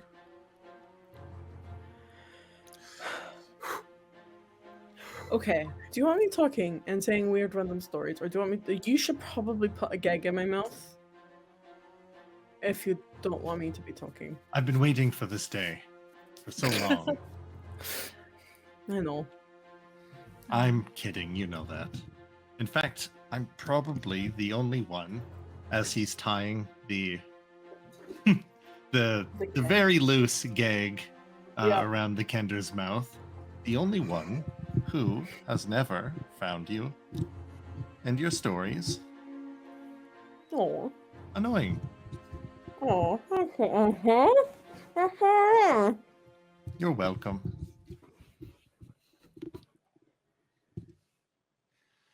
All right. Oh. Well, hopefully I won't have to use my elven magic, but All right. Mm. Just in case, though, she's gonna reach out and touch Riz. If they insist on taking you away, she's casting freedom of movement on you, Oh. so that you can spend 5 feet of movement to automatically escape from non-magical restraints such as manacles, etc. Amazing. So if they, can you pass through for whatever bars? reason, take you from us, Yeah. Can you pass through bars with that? That's just a normal Kender trait. Yeah. Oh, They count. They identify as. a oh they're liquid. like cats. They're skeletons. in Yeah, succession. exactly. unaffected by classified as difficult liquid. terrain, and spells and other magical effects that can neither reduce the target speed nor cause the target to be paralyzed or restrained. Oh. You cannot hour. restrain me. For an hour. What have you Amazing. done? We're going to restrain you for now. It's like make sure the Just gang's hold in. on to them. Mhm. So in case they take you from us, you can get away easier. Okay. Okay. All right. With that, Oh, and being underwater causes no penalties to your movement, etc. Nice. do you walk up to the front? We do. All right. Walking Let's up do like it. I own the place. Right.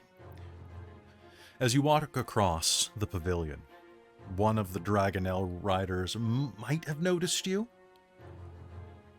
but seeing your armor, it doesn't really pay you much mind. Soon you find yourself in front of that main entrance to the tower. These immense draconians standing in front of you. Their silver, burnished, kind of tarnished silver skin, scales, reflecting palely in the misty day. "Who goes there?"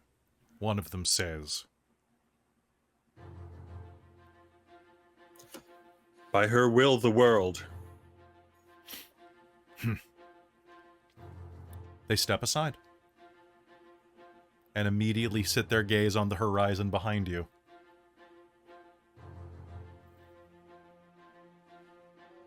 Come along. Riz is gonna like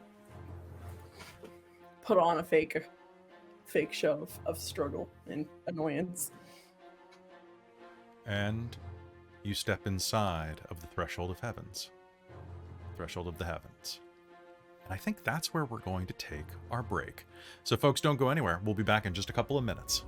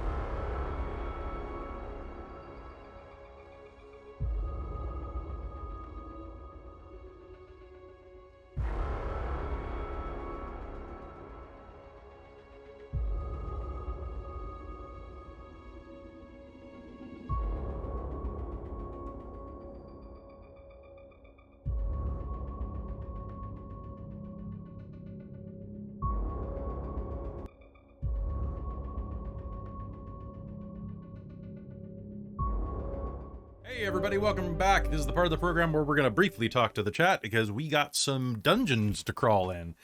Oh god. Guys, I'm so tired after last weekend. That was 14 games. That was a lot of games. And I'm going to do something even bigger and dumber for November. So, Oh, geez. yeah, I'm not going to tell you about it. But it's going to be great. It's going to be good. I'm pretty excited, folks. I also have like 1,000 views almost on my Baldur's Gate 3 playthrough, which is dumb. We talked about that a little last night, but I'm going to try to do it. I'm getting my COVID booster tomorrow. And if I'm still okay in the evening, I'm going to stream Baldur's Gate again. And I love that everybody in this game is playing Baldur's Gate and is like making their Dragonlance characters. Also, if you check the Dragonlance, or if you check the Dorktales Facebook, you can see an advanced look at Chibi Godfrey. Wait, what? Yeah, the full colored Chibi Godfrey. Oh my gosh. And where is that? The Discord?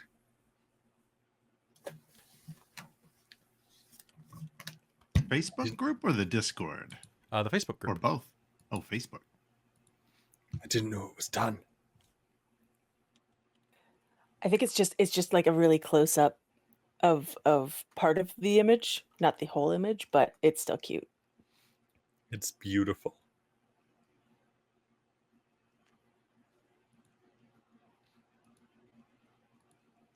Yeah, so anyway, it's I slept all day.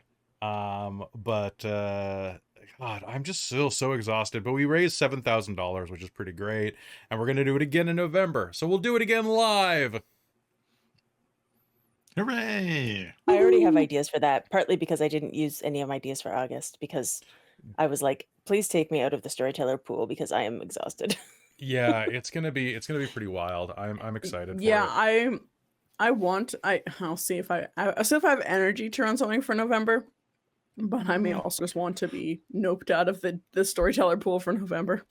Yeah, well, and the other thing that's going to happen, we're currently figuring out what's going on because of all of the weather stuff. Just to keep you informed, especially if you're on our Patreon. By the way, if you're on our Patreon, you're saints, and we love you. So thank you so much for being on the Patreon. But Patreon gets a lot of advanced videos. However, going forward, some of the ones, like the ones that Robin's running and some of the ones that Robin's in, are going to have to be adjusted because Robin's harvest season for work has been suddenly advanced. Yeah, buddy. And it is going to be probably a shorter harvest, you said, right? Yeah, with the smoke, who knows if we'll have any reds to harvest at all. So the whites will be busy in September, beginning of October, and then usually when the reds come in, we may get reds, but they'll probably go to our rosé. So we're gonna have a short harvest, but it's depending on weather, maybe a lot in in the first half of it. But yeah, it's like I'm doing a meeting with my team tomorrow about what the days entail, but it's like 9-10 hour days, 6 days a week. So you know, and then like when it gets really crunchy, it's 12-hour days, 7 days. So a obviously week, so. you're not going to be like running Radiant Citadel would be a bit much for you. So what I'm going to do, I'm changing the level 10 tier over on Patreon so that you get a module that I write every month. Sorry, I'm getting all my yawns out before we hop back in. That's a good idea. Right, just everybody yawn. Get a. But what I'm going to do is I'm going to run some one shots to cover Radiant Citadel, and the Radiant Citadel cast will get first crack at that. I've already talked Robin through the first one that I'm writing, and it's going to be the cool October release for the chat probably, or for the Patreon tier, in terms of getting the module. But it's a lot of fun. It's really cool, and it's spooky. It's gonna be spooky. It is really cool. I'm a big fan of spook. I also reserve the right to just take a little bit of a break because of school. I don't know what my semester is going to look like. It should be my easiest course, but that might not be the case. Yeah, so I will make up the difference, though, whatever comes. Why am I so sleepy? But I also am very excited because it looks like, this is still speculative on the exact date, but it looks like we're going to do over on Patreon a live session 0/character talk build thingy of Old Gods of Appalachia on October 3rd. So that first week it was going to be Mage, but instead September 3rd. September 3rd. Thank you. Yeah. Yeah, it was going to be Technocracy, but instead it's going to be Old Gods. Yeah, because you're away for most of the day at some event, right? Necro. Yeah, I'm coming back from the mainland on the September 3rd. So Necro was asking in the chat if you are going to run the new Marvel RPG, Marvel Multiverse role-playing game. Man, I got an advanced copy of that when it came out, and I didn't love what I saw. Their power levels for certain characters were really weird. But maybe I've got a copy of it somewhere around here, like the first edition, like the playtest version. Because they released it was about the size of like a graphic novel. And I need to take a look around to that. Yeah, we're really excited about Old Gods, actually. And if you don't know Old Gods of Appalachia, you probably should go listen to it on podcast. It's a horror anthology podcast set in the Appalachian Mountain Range, which is southern East Coast United States, like West Virginia, Georgia, the southern places where people talk like this, right? And it's really good. It's fantastic, and we're gonna be putting together a little mini series of that. It's gonna be a little different than normal. I think I'm gonna release it a bit earlier than I normally would, just to have it out for Halloween for everybody. But god damn, Kelly, stop yawning. But it is so good. After the Netherdeep one shot.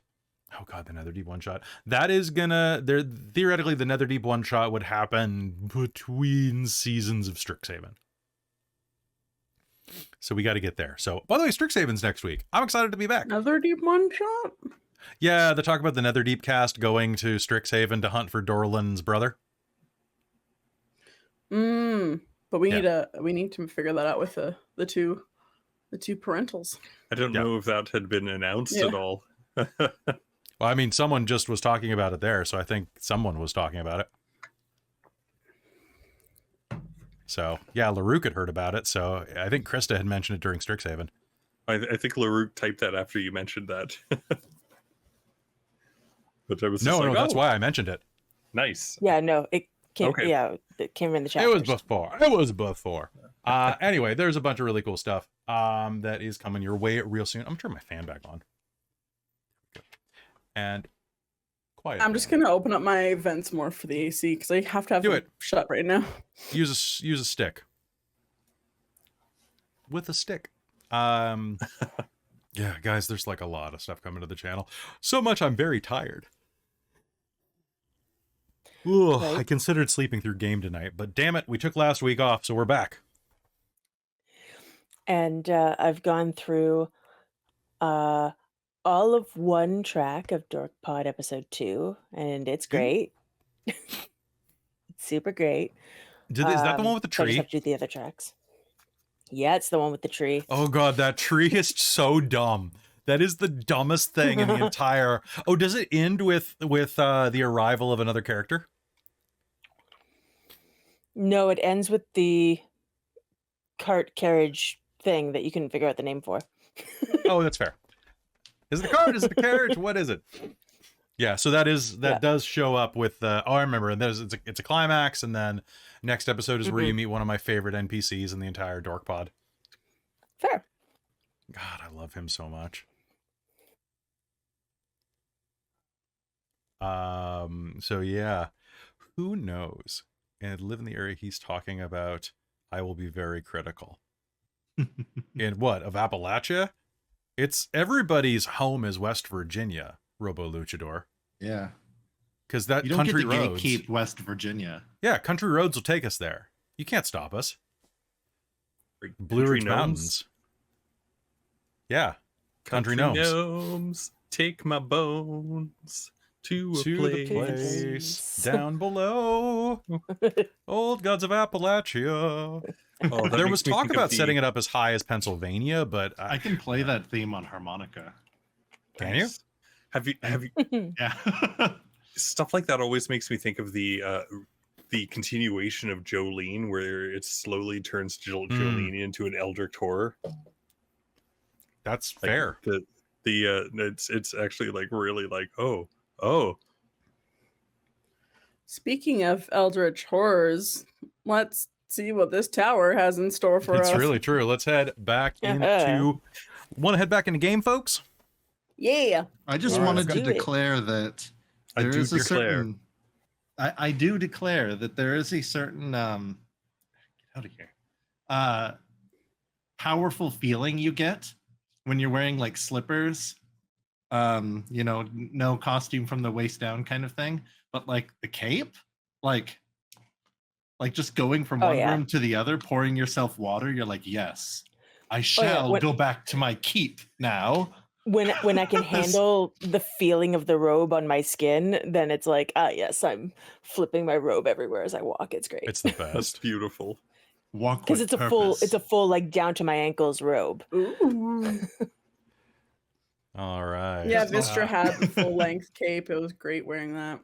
We should just do an all wizards game where everybody just wears like capes and Oops, robes all around, wizards. just flounces. Vistra was a Call it Oops All Wizards. Oops, all wizards. Well, she tried to multi-class. You tried to multi-class her for that one shot, but she wasn't smart enough. Yeah, that's true. That's true. You multi-classed her into something else, though. All right. So, folks, without further ado, let's head back into Dragonlance Shadow of the Dragon Queen right here on Dork Tales. Whoosh. Hello, and welcome back to Dragonlance Shadow of the Dragon Queen. Let's get into it. As you step inside of the threshold of the heavens, murals of idyllic life in the flying city adorn this grand foyer's gray stone walls. On the west wall depicts a handsome, long-haired man in flowing robes. Radiating golden light. Fountains burble to the north and south. The east holds a single door to the north and a double door to the south. And in front of you, you see a draconian standing guard. Next to it, a hideous creature made of bone, a lashing, segmented, spiked tail, lashing away from its hips, bone wings escaping its horrid visage. A bone devil stands in front of you. As you enter, they eye you quickly. The Draconian raises his voice. State your business. What brings you here? We have someone who may have the answers we seek.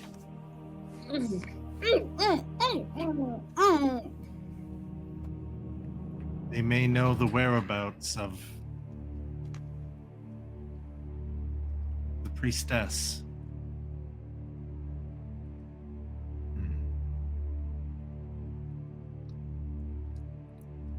Make me a deception check, please, Cal.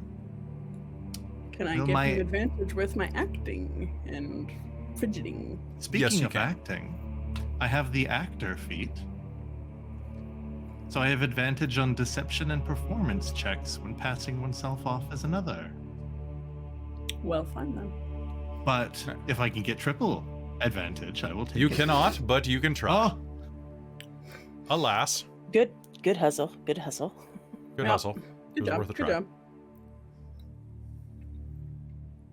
all right. So say I were to use a point of lucky. What? Then you could get triple advantage. I would only reroll one of them, or would I? You would roll make one. that- You'd roll one additional dice. I'm gonna. Going What to did you do roll? That. Cal, what did you roll for your 2 die? Use determination. I rolled a 2 and a 5. Oh my god. Let's just Determination. Wow. Sorry, I got something. Determination. You know what? let's be lucky first. He of does all. have lucky. I mean, You do have lucky, but I have 3 hurt the took that mores. feat. He has 3 luckies. Okay, I'm still using a lucky. All right, do it. Ooh, much better. And you do have And this is determination. deception you asked for? This is deception. All right. I am going to also use determination. Okay, And that's proficiency added to it? it is. All right. So that's 15 plus my skill of 9 plus 4. That's 28. Okay. The Draconian looks over at you, eyes you up and down. Sure, whatever. Head inside.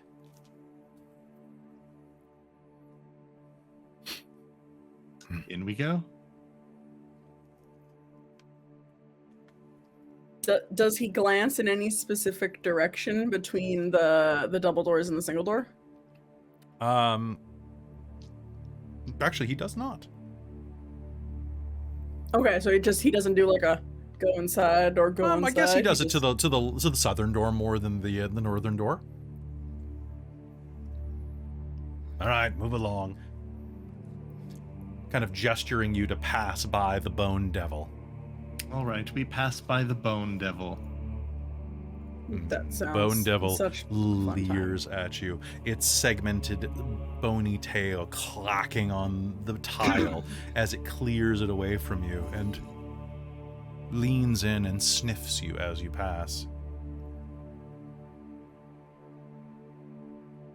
Have a wonderful time inside, it says, in common. Inside? Please, Inside. against a devil, let's do it. Oh. Oh no. Did you roll a natural 20 there, sir? Nope, don't need to. Yeah, I rolled an 8 plus 9 is... No, 8 plus 12 is a 20. 12. Those Okay, rogues I'm- and their expertise. I only got a 25, Yeah. so... Yeah. So you're a little creeped out. Okay. He says it specifically to you, but you're about to be Oh. human sacrificed. Okay, that sounds fun. The usual. Mm-hmm. The Kender sacrificed. Thank you Oh, very that's much. right. Yeah, sorry, I didn't mean to be specious. All right. Let's go through the double doors. With a click, you will enter the next room. The doors pass before you. You'll find yourself in another room on the other side. Here, 2 long consoles from the walls are jutting out, covered in letters, colored stone, and dull glass hemispheres. Etched into the floor between the consoles is an elaborate symbol that radiates orange light.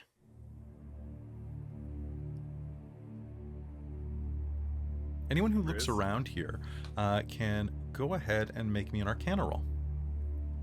Yeah. Speaking of, is there anyone else in this room? Or is it empty?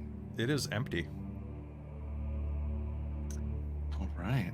Careful, Riz. Don't worry, I have our prisoner secured. That's a 22 Arcana. Beautiful. All right, with a 22 on Arcana. Anybody else get close to a 20? 13. 13? Okay. All right, sounds good. Looking down, Hazeal, you're going to discover that the consoles are monitoring a power source of magic elsewhere inside of the tower. However, you're also going to notice that as you look at it, the diodes here are registering that though this magic power that it's monitoring is active, it seems to be malfunctioning. You think that you could probably use this console to diminish its power, although you don't think you can shut it off completely. Or you can leave it alone. Anyone else? There's no real way of telling what this magic is doing. No.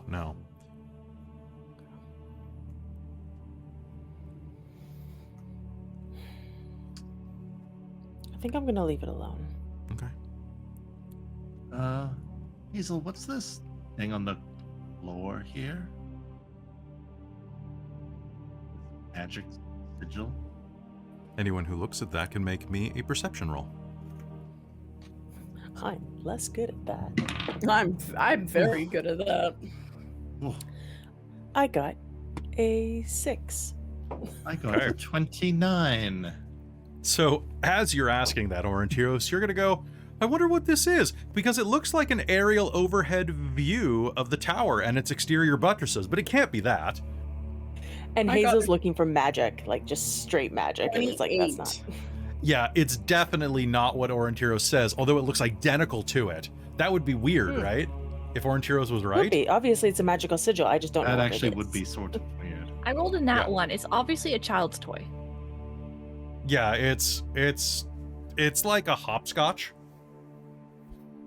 I'm going to defer to Kilara's expertise on the matter. Riz? Does it move at all? It doesn't. It continues kind of glowing. Riz, as everyone else is looking at this, you're going to kind of look at that, and then you'll look back and see that the panel that Hazeal was looking at has these glowing hemispheres and lights glittering around it.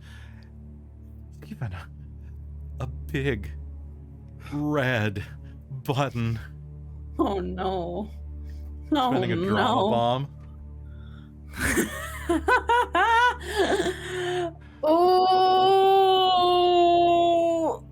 Make me a wisdom save to not push the button. I was gonna say that's gonna have to be a wisdom save because Riz is trying to be a good kender and knows her actions mean things, a la disintegration box. A 16 plus 4 is a dirty 20. So you're going to like reach over and start. You probably shouldn't. Yeah. You probably shouldn't. Aurontiros is gonna turn and the rope is just like unattached from her, and it's gonna turn and be like, what were you muttering about a disintegration box? Oh. My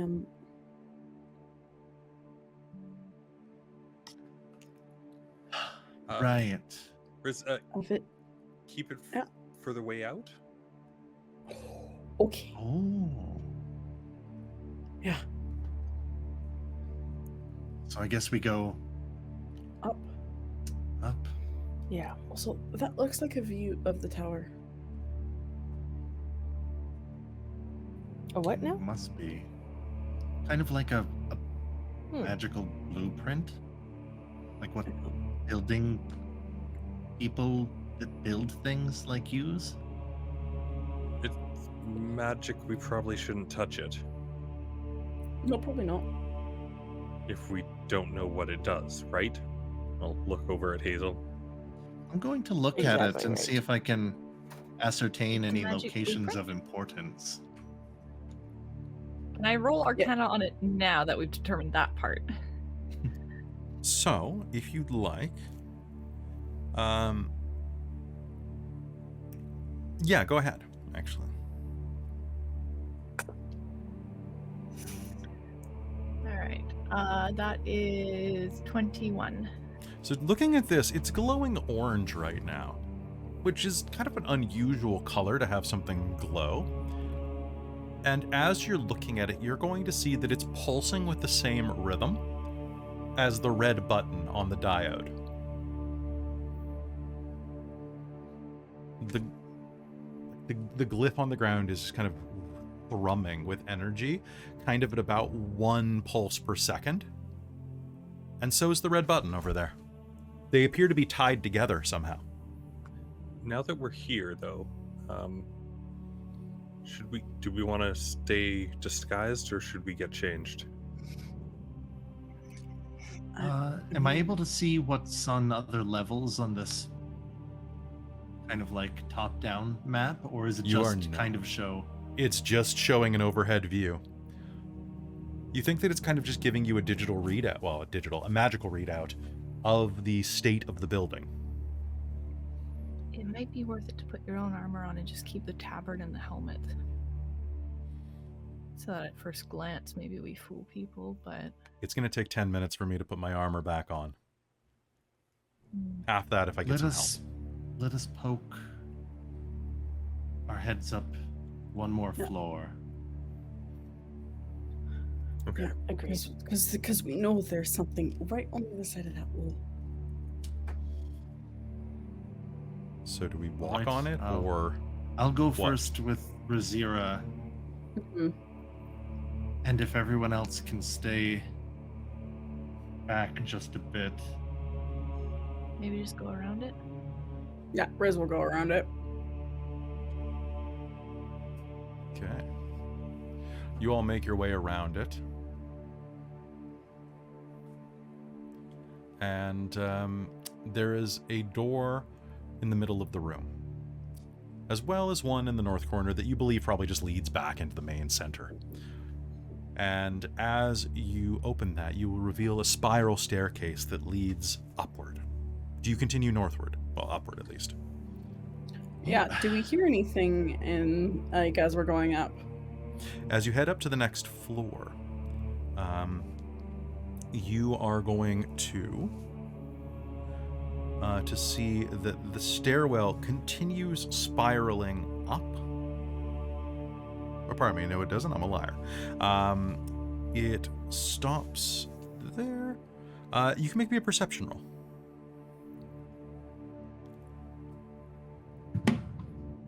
Okay. Go to 27. 27. Damn. Aurontiros has long ears. As both of you lean against the door, Riz on the lower level of the door, Aurontiros on the upper level of the door, you are going to hear crackling and hissing that sounds like lightning dancing from place to place. Just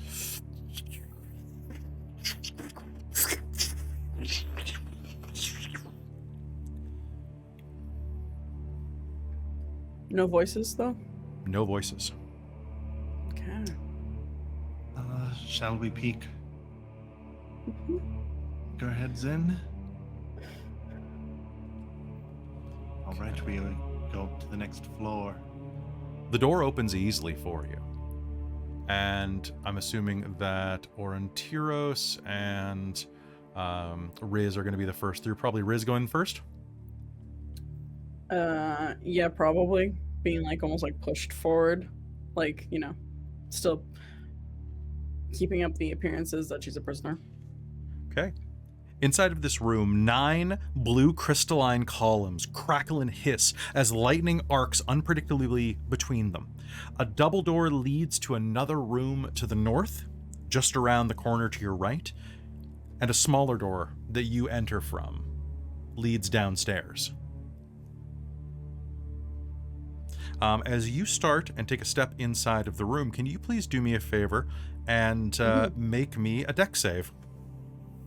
Cool. Both of us? Yeah. Do I get any advantage for not wearing metal? No, you do not. Okay, cool. If you're stepping into the room, Aurontiros, then also make me a dex save. 21. 21, okay. You are going to dodge to the side as lightning crackles directly between your feet and then arcs into the ceiling as you dive to the side. You're fine. Aurontiros, what'd you get? I got 13, and I do not have determination. Hey. You don't. You have lucky. You also were just bought you determination. do have determination. Oh, again. you were just bought it by the chat. So I do not have determination as well. Oh, okay. Even though the icon says I will do. use I the don't. determination to give myself 17, not 13. Sounds good to me. All right, Aurontiros, you as well are going to dodge to the side as lightning crackles up. But as you do, you're going to see it continue to charge and build. Another bolt's coming. Back up, back up, back up, back up. Maybe let's just back up. Do you back up or do you run for the door? Riz is gonna run for the door. Okay. Aurontiros is gonna back up and close the door, and oh damn, how does she get out of? I should have tied that. Riz, you're going to scramble forward and push through the doors.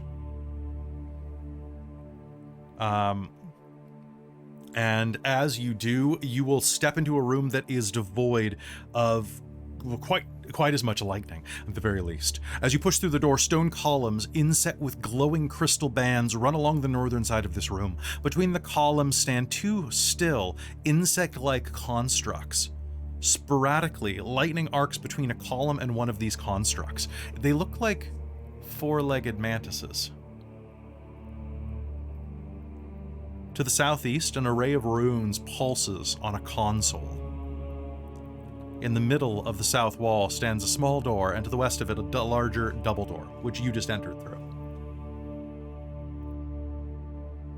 All right, so you are in that room and separate. Everyone else, what do you do? Aurontiros, you have backed out of the room into the stairwell. Closing the door. There's a bunch of... what do they look like exactly? Where's Rizira? Lightning. She's okay. There's balls of lightning kind of hanging out in that room. Maybe now's a good time for us to get changed. Oh, jeez, I don't... Yeah, I'm getting changed. Help me. Hopefully Rizira won't do anything too chaotic in the meanwhile. I can try to time it, and does it seem like they build up and shoot? It is unpredictable. What was that, Kelara? Well, at least Rizira managed to get through it so she could investigate the space, I guess? Aurontiros? Here's hoping. Hopefully Help me get dressed. push random She makes red sound when buttons. she's electrocuted, so I'm pretty sure she made it through. Does anyone need help getting out of Yeah, I'm this? getting my armor on too. Okay, let's give them a hand and trust in the Rizira. Rizira, over in your room, you can see that there is a console, much like the one on the first floor there. Would you like to make me an Arcana check? Oh boy, I will try. These things that were like, they look like the drones that Hazel's talking about. They look very much like it, yes. Do they look active? They don't. They look like they're sleeping.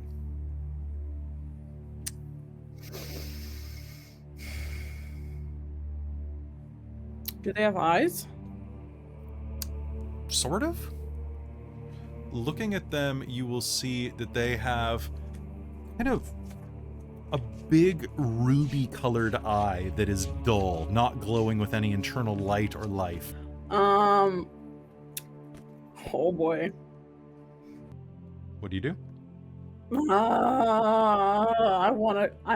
not gonna do it, but man, I desperately want to just try and Drama bomb. what? No, I spent a drama bomb. Do it.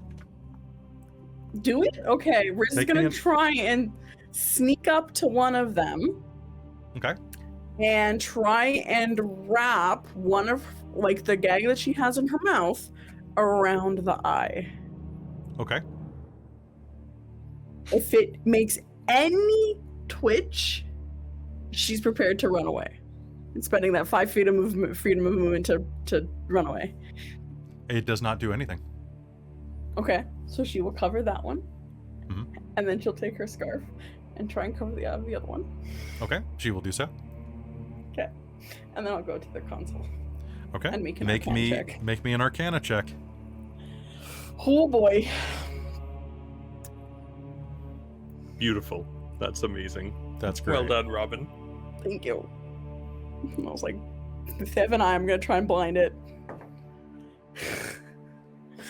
I'm going to spend my inspiration that Kelly gave me last game. Okay, what'd you roll? Because I rolled a 2. Okay. Let's do it. What do you got? Yep. Alright, Jen, I'm rolling one of yours. It's a 19 plus 1 is a dirty 20. All right. Looking at the console, you are not exactly sure what's going on, but you see there's a little stick coming out of the console with a couple of buttons next to it. And reaching down, you push it, and suddenly you'll hear... And one of the drones is going to stand up behind you and try to look around, but is going to have a bit of trouble.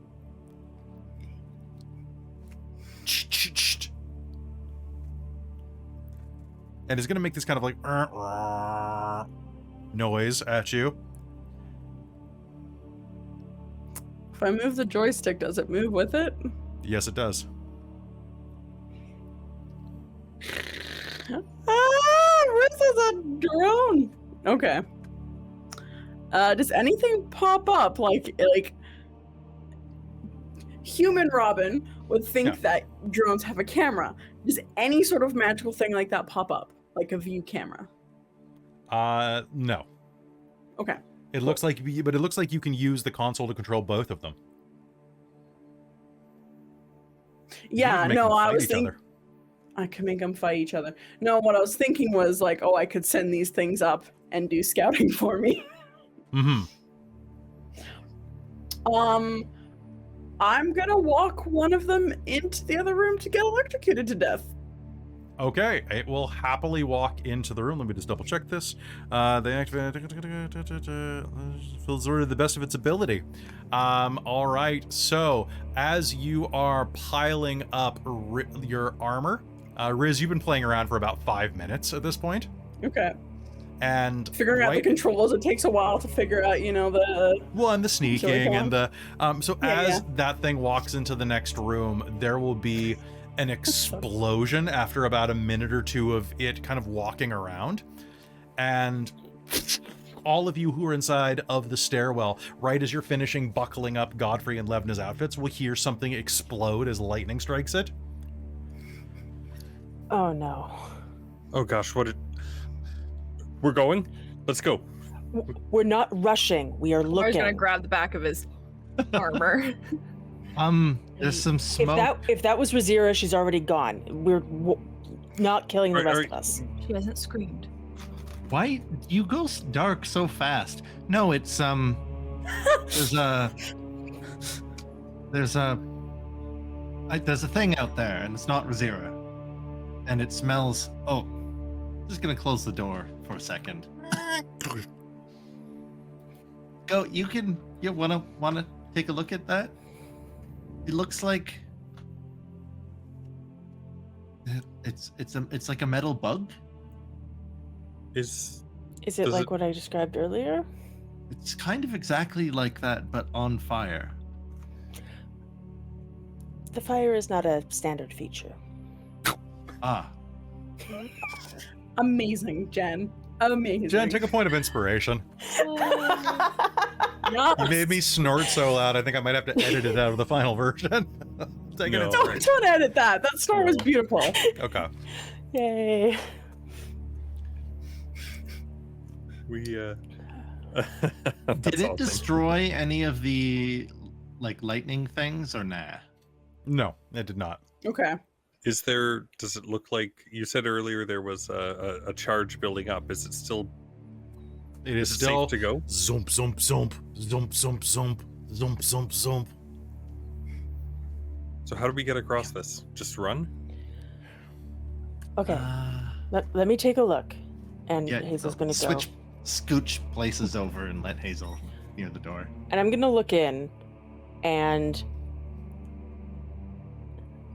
I'm assuming that there's nothing I can do in sort of a dispel magic way, but I want to look and be like, can I dispel this magic somehow? Oh, you don't think so? Okay. Then I'm going to turn back to the others and say, I can make Godfrey and Levna faster to get through that. The rest of us would be on our own. Can I try something first? Sure. Is it Are there any other running buttons on through the as fast console? as you can? No. I have a crowbar. Okay. I'm gonna throw the crowbar in there. It's gonna Near- get zorded. And when it gets sorted, does the charge seem to go down? It does not. Oh shit! Riz, Does looking the at the charge console. target the crowbar Yes. repeatedly? About every 6 seconds. But it doesn't shoot off randomly. No. Riz, inside the console appears to be just for the drones. Darn. She's gonna send another one into the room to get sorted. After about a minute, it explodes.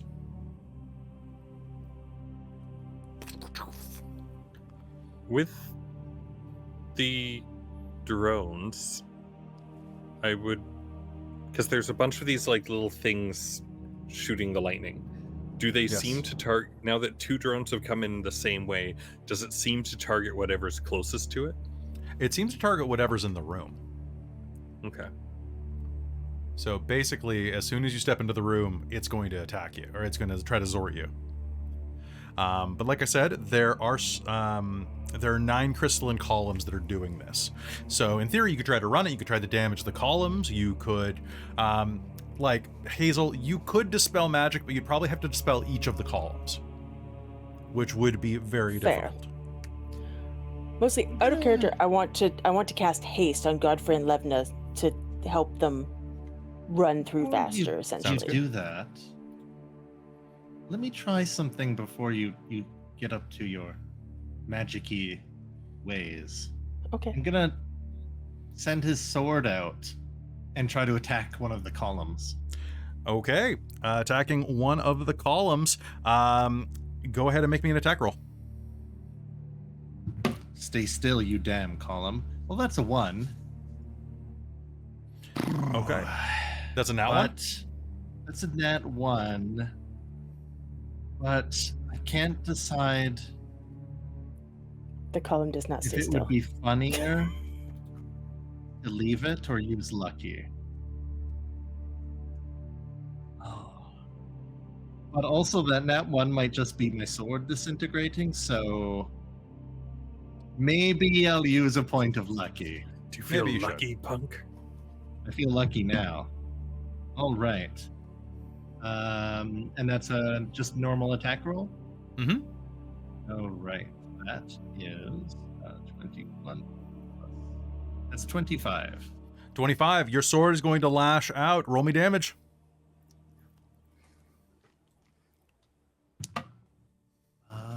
That is 10. 10 points of damage. All right, you're going to smash into one of the columns, nearly cutting it in half. It is heavily damaged, and as that occurs, As you do that, a square panel in the floor near the door that Riz went through is going to open, and another one of these drones is going to roll out. This one is different, though. The other ones were slightly raw around the way. This one has full padding and shelling on it, and as lightning arcs across it, it's harmless to it. And I need an initiative roll. Ooh.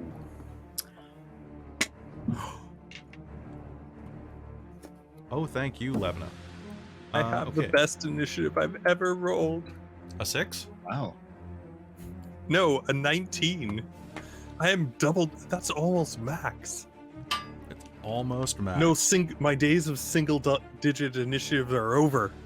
All right, so Don't say that. we have Riz with a 29. We have Cal with a 20. We have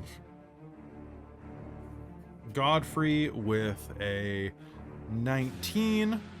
We have Levna with a 17. We have Drone with a 15 and Jen with a 15. So you'll be acting simultaneously. And then we have Kelara. All right, so Riz, you are going to hear this echo through the room. What do you do? Yeah, because I think I didn't want to I didn't want to say it while everyone was doing their scene. But I think after there being no more drones in the room, Riz probably would have started to head back to the other room to check on her friends. Okay. So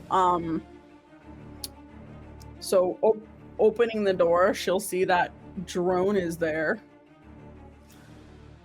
And then she will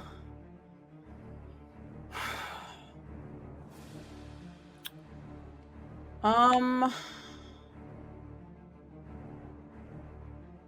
don't want to get back into it because that is a Sharpie room.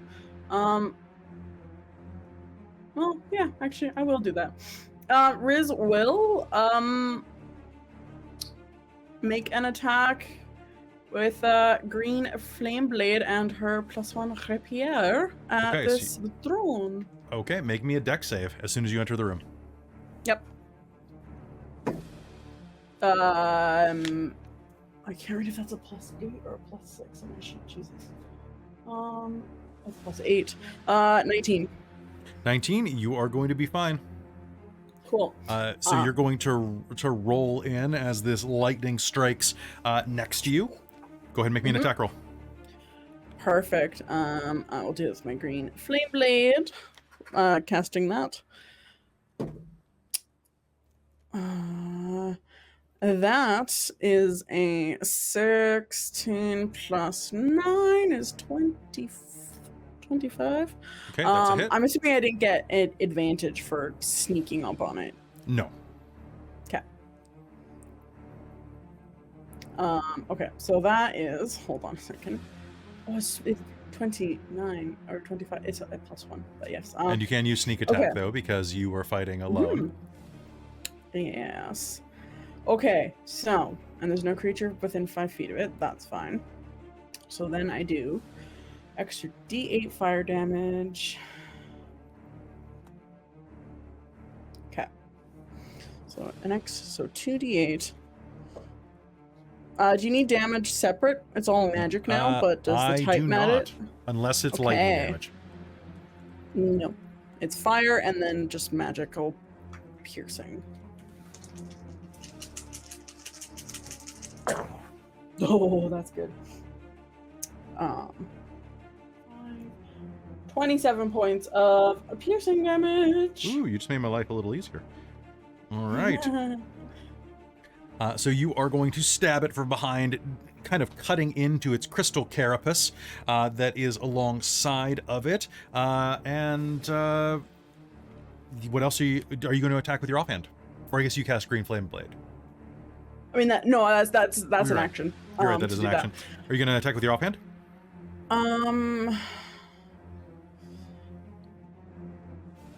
Riz actually will bonus action take the dodge move, actually. All right, sounds good. Aurontiros. Looking out here, you can kind of see around the corner that you'll hear the sound of combat. Oh boy.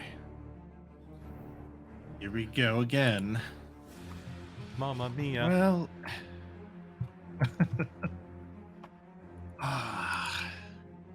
double checking something. Un momento. Ah, yes.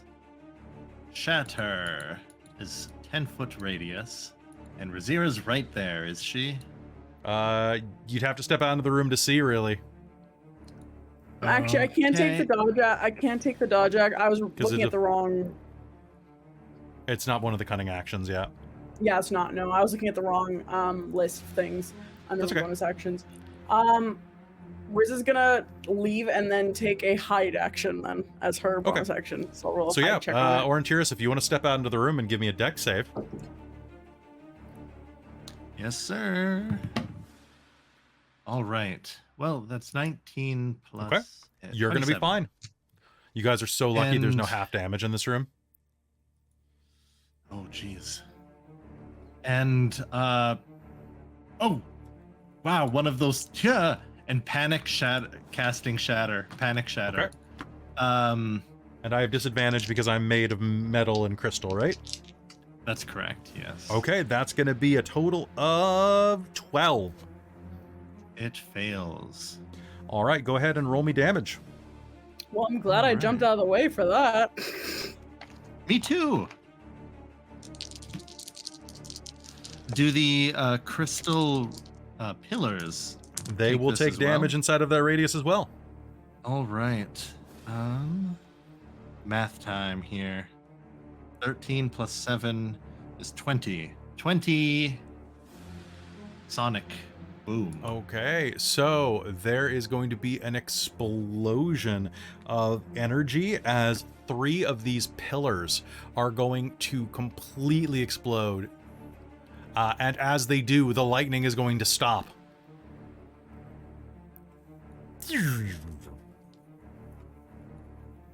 Oh. Including the other pillars? All of the pillars will turn off when 3 of them are broken. Gonna turn around and give a thumbs up to everybody and move into the room. Are you going to use your bonus action to do anything? That is right.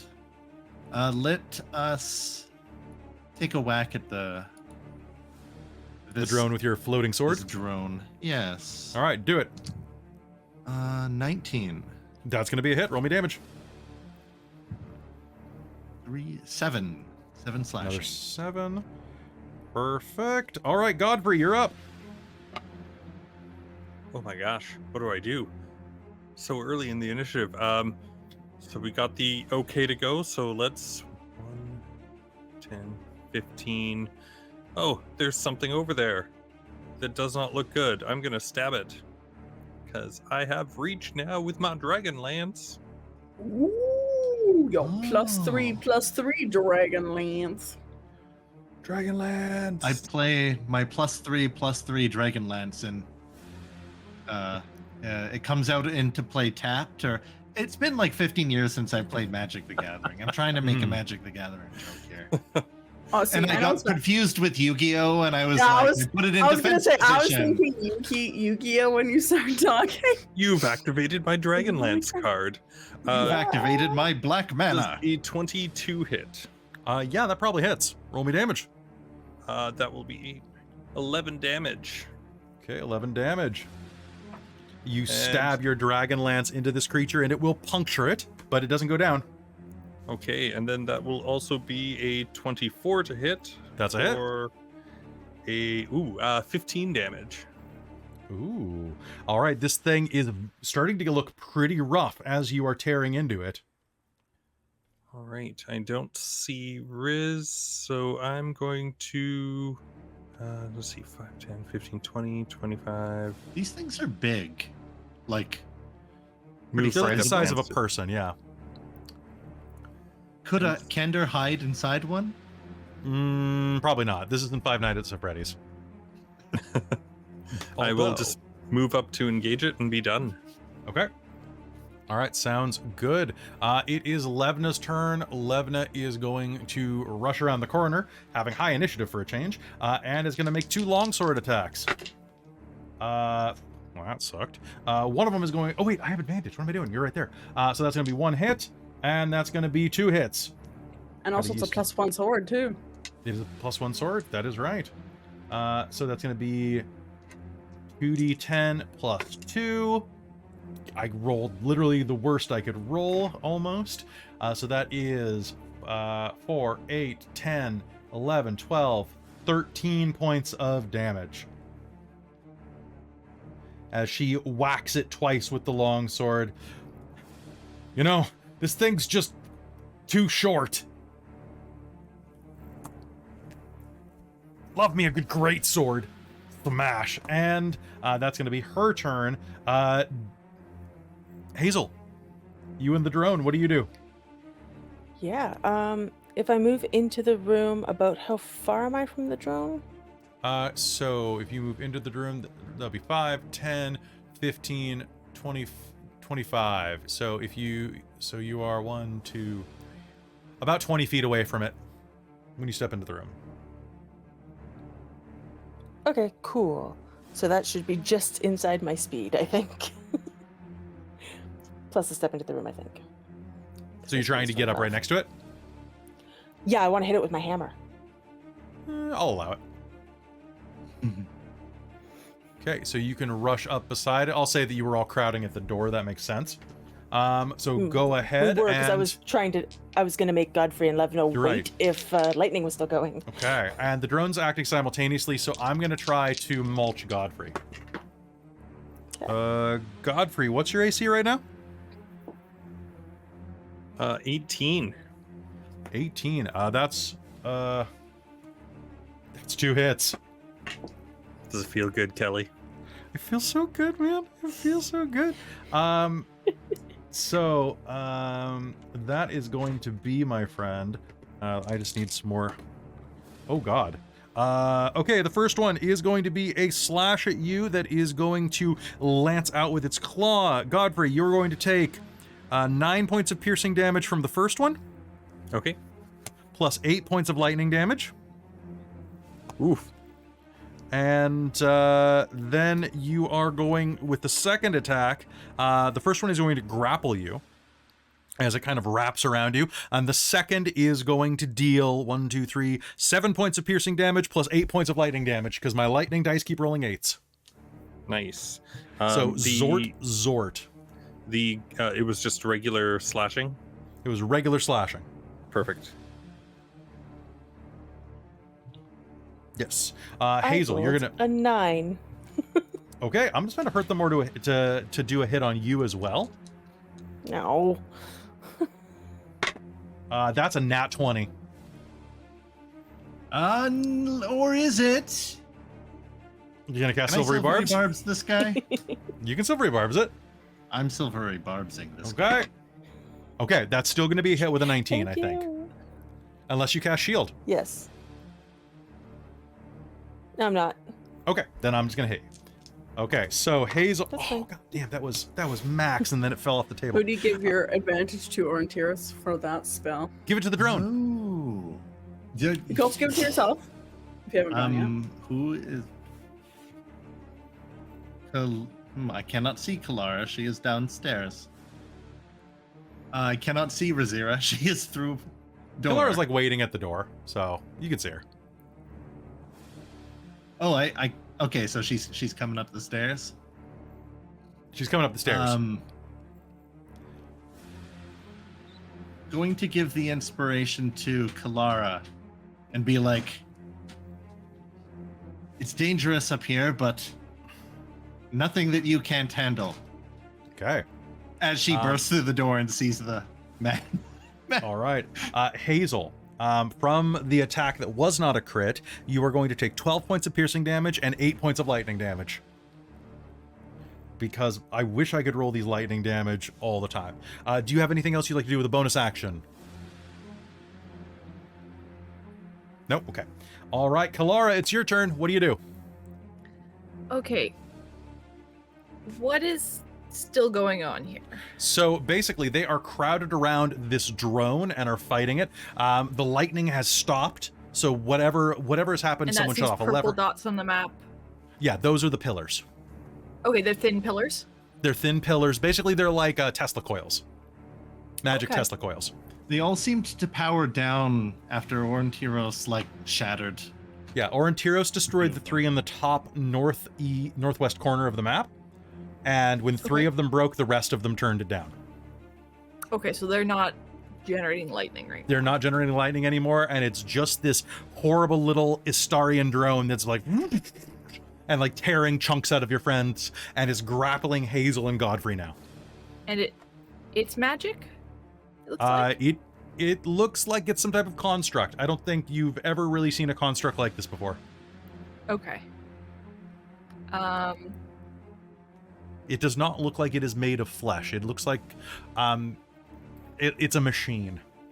I missed it. Did Hazeal just try dispel magic? Hazeal did not. Not on it. No. No, but okay. she. I had only looked at the lightning in the columns. room. Yeah. Okay. Well, I guess I will try moving in just enough to see it Mhm. properly. And It's pretty badly damaged. okay, it's pretty badly damaged already. Yeah, it's like sparking out the side of it from a number of wounds. Well, not wounds, but a number of damage points that it's taken. Okay, does it seem like the sort of thing that would do better with like getting hit with bludgeoning or like getting shot? I think anything that's not electrical would probably be good. Okay. I will just shoot it then with my crossbow and save the spell slot. All right, sounds good. Make me an attack roll. Oh, so close. Is it a nat 1? Shoot 11 No, his I butt? rolled a 19 though. Okay, that's going to be a hit. Oh, and does this... I'm trying to remember all the stuff I have. So this would count as a weapon attack. correct? Yeah. Okay, I'm gonna Divine Smite at the same time. Yeah, go ahead. Or Divine Strike. That's what It doesn't is. say melee weapon, right? No, it just says weapon attack. There you go. Okay, so that is going to be 8 points of regular ranged damage, Mm-hmm. and then 5 points of radiant damage. Beautiful. A wave of radiant energy is going to slam into it as your arrow lodges itself in the side of its chassis. It is still up, but this thing is nearly scrapped. Do you have anything else you'd like to do on your turn? I don't think I have anything else I can do. That All is right. useful, at least. Okay, so top of the initiative, we have Riz. Riz, you have hidden inside of the next room. What do you do? Come back out and attack him. All right, go ahead. Do I get advantage for hiding? You will not. It appears that its sensor is able to detect you. Okay. But you do have allies within 5 feet. Well, yeah, I know. I basically never, unless I get disadvantage, I get my sneak attack. It's more the extra potential for critting on that lovely snacky. So green flame blade. Okay, you're gonna crit. What? No, I rolled a 16 plus 9 is 25 again. 25 is gonna be a hit. Roll me damage with Yep. sneak attack. That's not as good for damage. That one's cocked. All right. Erasing your face. Oh. What? Oh yeah, NVIDIA. 30 points of damage. Well, you're 3 for 3. How do you want to do this? 3 for 3? Yeah, because you killed the other two too. Oh, yeah. All right, what do you do? So Riz is going to sneak back into the room, jump on top of this drone, and just with her rapier stab it through its glowing red eye. 'Cause I'm assuming the eye is glowing now, right? The eye is absolutely glowing. It's glowing red, which is Yeah. of course the fourth law of robotics. If it goes evil, the eye has to glow red.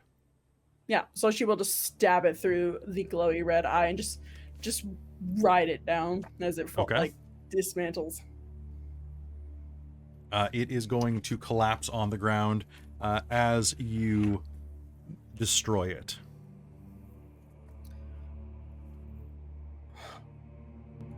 So, I did find a way to shut it off, but I was able to control the other two from that room. Ah. See, it all worked out. Rizira and I go first, and everyone's okay. Well, except, actually, I guess Godfrey and Hazeal look kind of grabbed. Why don't we get out of the room with the things that shoot at us? Agreed.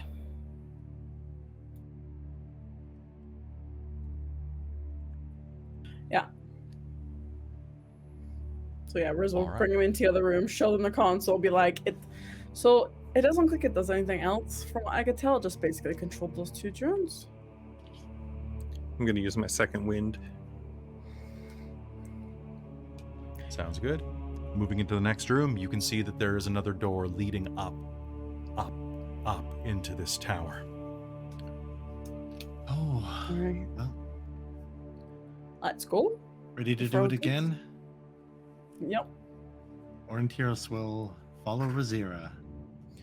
Rizira will continue up. So, heading up the stairwell, you will soon find yourself in a large room. In the middle of this room stands a 3-foot-tall circular metal pedestal. Atop it, hundreds of tiny illusory buildings glow in pale yellow light. And in their center floats a miniature illusion of the threshold of the heavens. 4 crystal globes mounted on the walls glow with the same light, projecting illusory images onto the pedestal. Kind of like a holographic overlay of the city and what it is. You can see that there are doors that lead to the west and to the north from here. Looking at this, you can see that it is like this illusion on the pedestal that's being projected there. It's of the city as it used to be. Brilliant, beautiful, shimmering, a work of art. But as it starts to flicker, and you can see bits of the illusion vanish, revealing a more modern interpretation of what the city looks like. So Like, in this room, it's the pedestal glowing, and then these circular glowing things, are they just like lamps basically? yeah, basically. Okay. So they're basically like the projection screens. The 4 lamps are kind of projecting onto it. Oh, I'm on top of one. I was like 4. Ah, There yes. are 4 lamps. There are 4 lamps, yes. 4 floor lamps. So they're That's basically very projecting onto confusing. the pedestal, kind of like a like basically just like a projector Okay, in your uncle's And then- basement type of projector, Yeah, right? so it's flickering between like old and new. Kind Mhm. of. Yep, absolutely. Well, that's neat. Huh. I guess Rizira's gonna try and like put her hand in between like one of the like beams of projection. It goes directly Interesting. through it.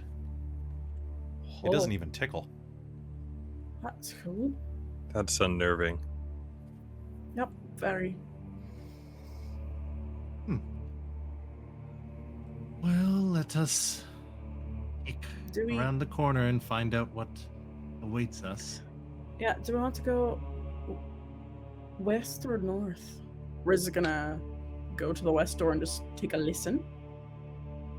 You I'll hear go to the opposite door and do the same. you can hear a little just like buzzing noise, Riz, with your passive perception. And to the north, you will hear the sound of a little bit of scraping and rough breathing and muttering. I hear scraping. Or I'm sorry, that's you. I hear buzzing in this one.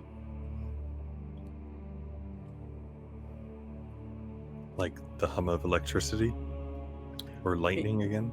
Yeah, Kelly, would I be able It's to very differentiate mild from by comparison, but it does sound Like- like it sounds kind of like the way that those machines sounded when they were broken. Just the kind of like okay, but not like so it not like a lightning has bolt this- charging. No, but mechanical electrical versus like insect buzzing. Yes, it sounds more electrical buzzing. Okay. Okay, cool. I'm going to peek into the room, acting like I belong. Okay. As you peek into the room, acting like you belong, you are going to see two Aurak Draconians leaning over the table, studying it.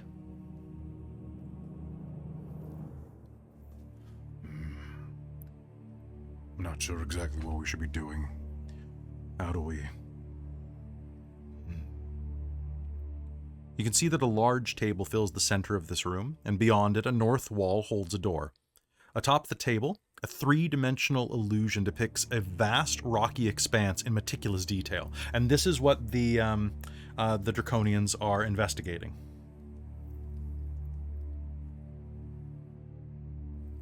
Have they noticed me, or are they kind of busy?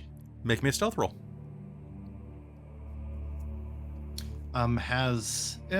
It's been an hour since...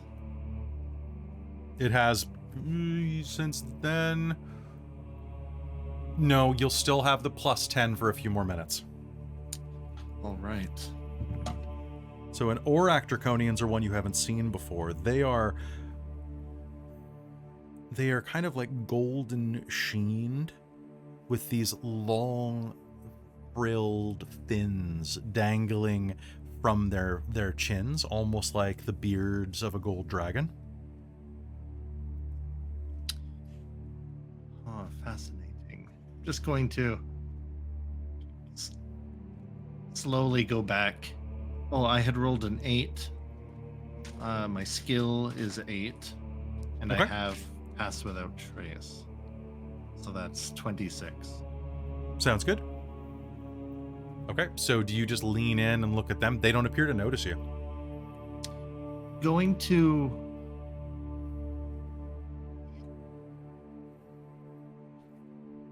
Yeah. I'm just gonna... No, I'm gonna go back first. I'm gonna tell everyone. Okay.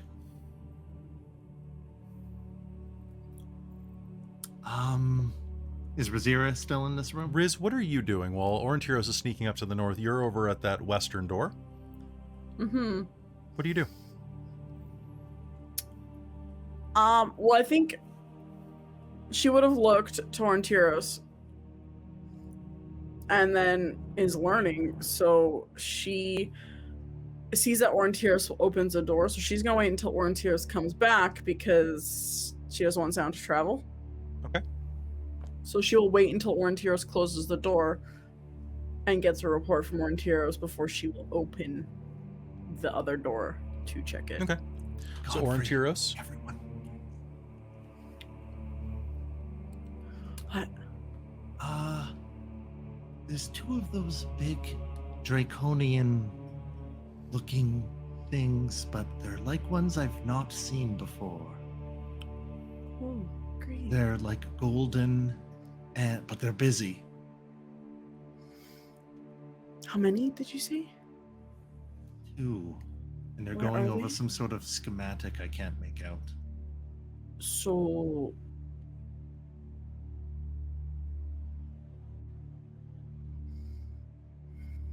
was there a door on the other side of that room? Kelly, did Mhm. I see anything else when I poked my head through? you There saw was there's a door to the north. Yeah. A door not too far away from the table they were studying. Okay. Because I was going to say, I don't know how these rooms go, but if there was, a way to pincher them, you get to sneak attack both sides, one on each side, because one of them is going to see us coming. But Rizira, would you like to go invisible again. Oh. You make me invisible, I'll go to the far one. And then we both go. I'm not the best at going fa-dump, but I... Well, yeah, that's but I why meant have like all of two people go fa-tump. I will be the far one that goes fa-tump. And then like Godfrey or Livna go fa-tump at the same time. Let's check to make sure. See if you can check, make sure there's nothing active in that room. Because if you have to fight it first, they're gonna probably notice. And Kalara's like leaning in to say this like very quietly, like very soft, hushed, making very little noise type thing. Oh, I mean, I'd be invisible and sneak around. But if The the door door that one. opens, then you have something at your back that's gonna attack you. So just crack it, peek. And if there's anything in that room, we won't use it. You'll just go invisible through this door. What is in that room?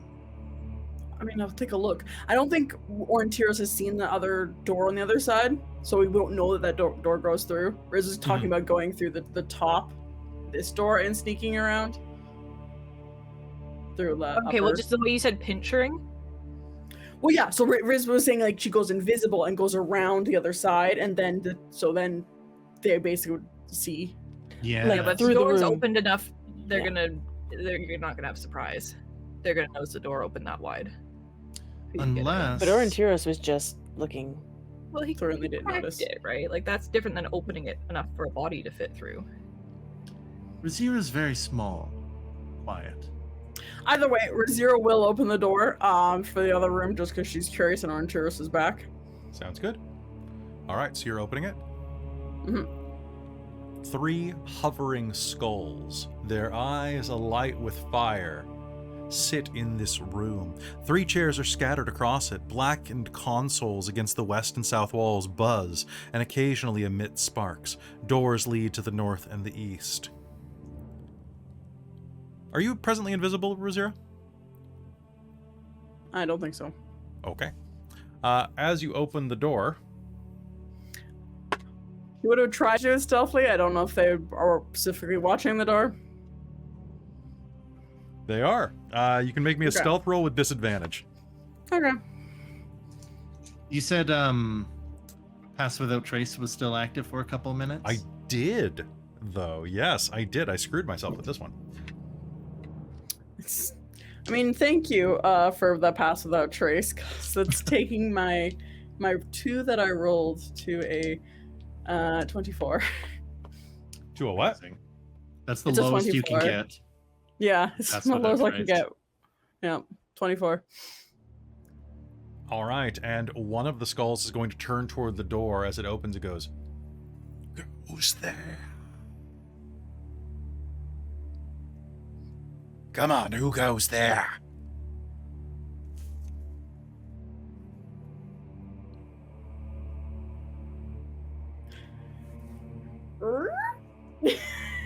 Close the door.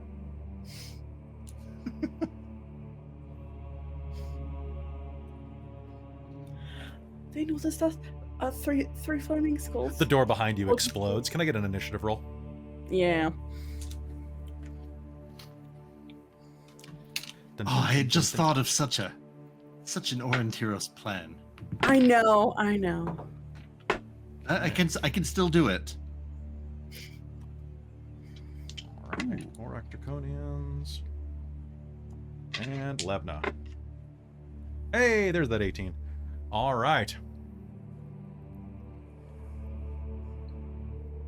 Okay, everybody pop your initiatives in and let's do this.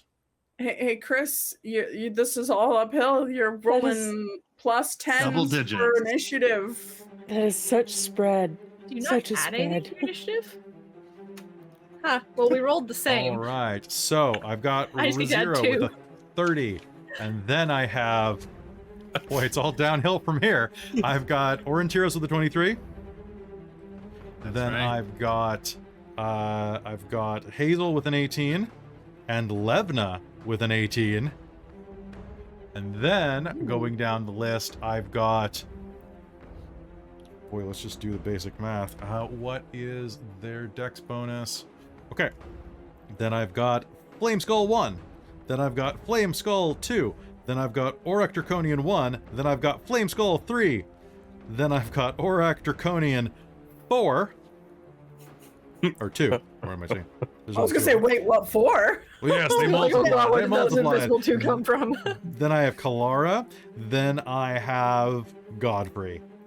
All right, Riz, what do you do? The door is going to explode behind you as I spend my drama bomb to have the magic missile the door. Nice.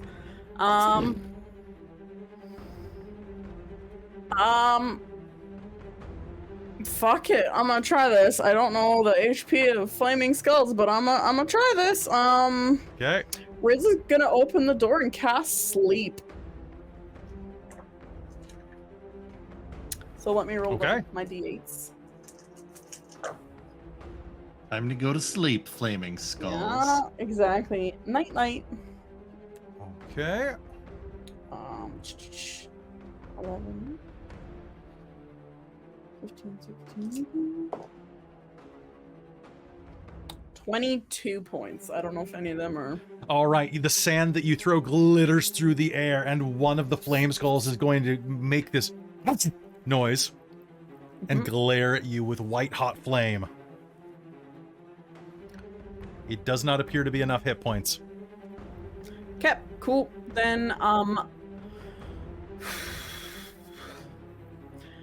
However, I do want to say, out of character, it would have worked if you'd gotten enough hit points, which is the weirdest thing I think I could have looked up.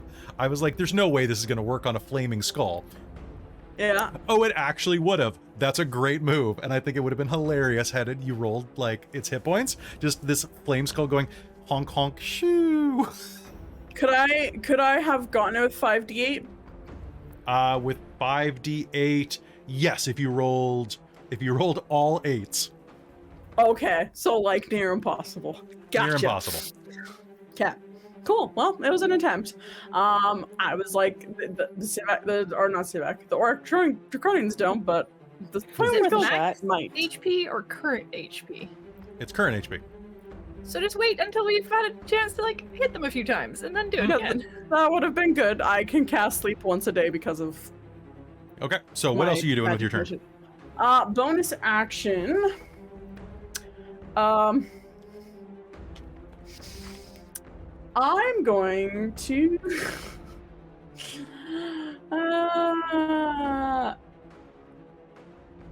I'm gonna try and just...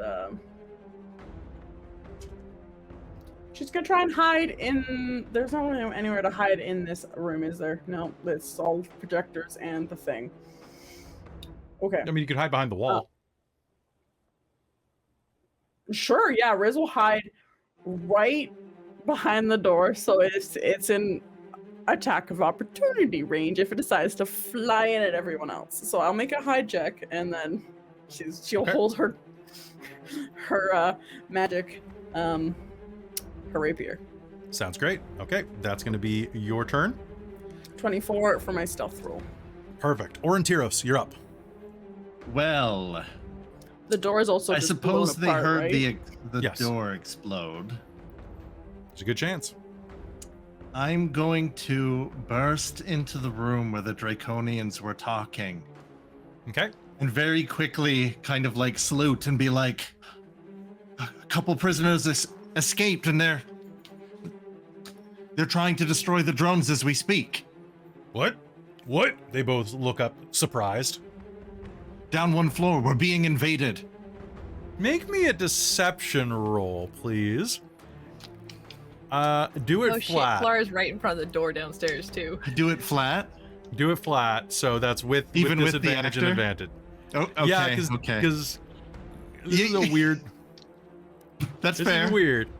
They just met me. Yeah. And they just met you, and you're giving them orders, and they're go ahead. Go ahead. You're asking for assistance, or Yeah, maybe okay. giving them orders. You might. You never know. All right. I like that.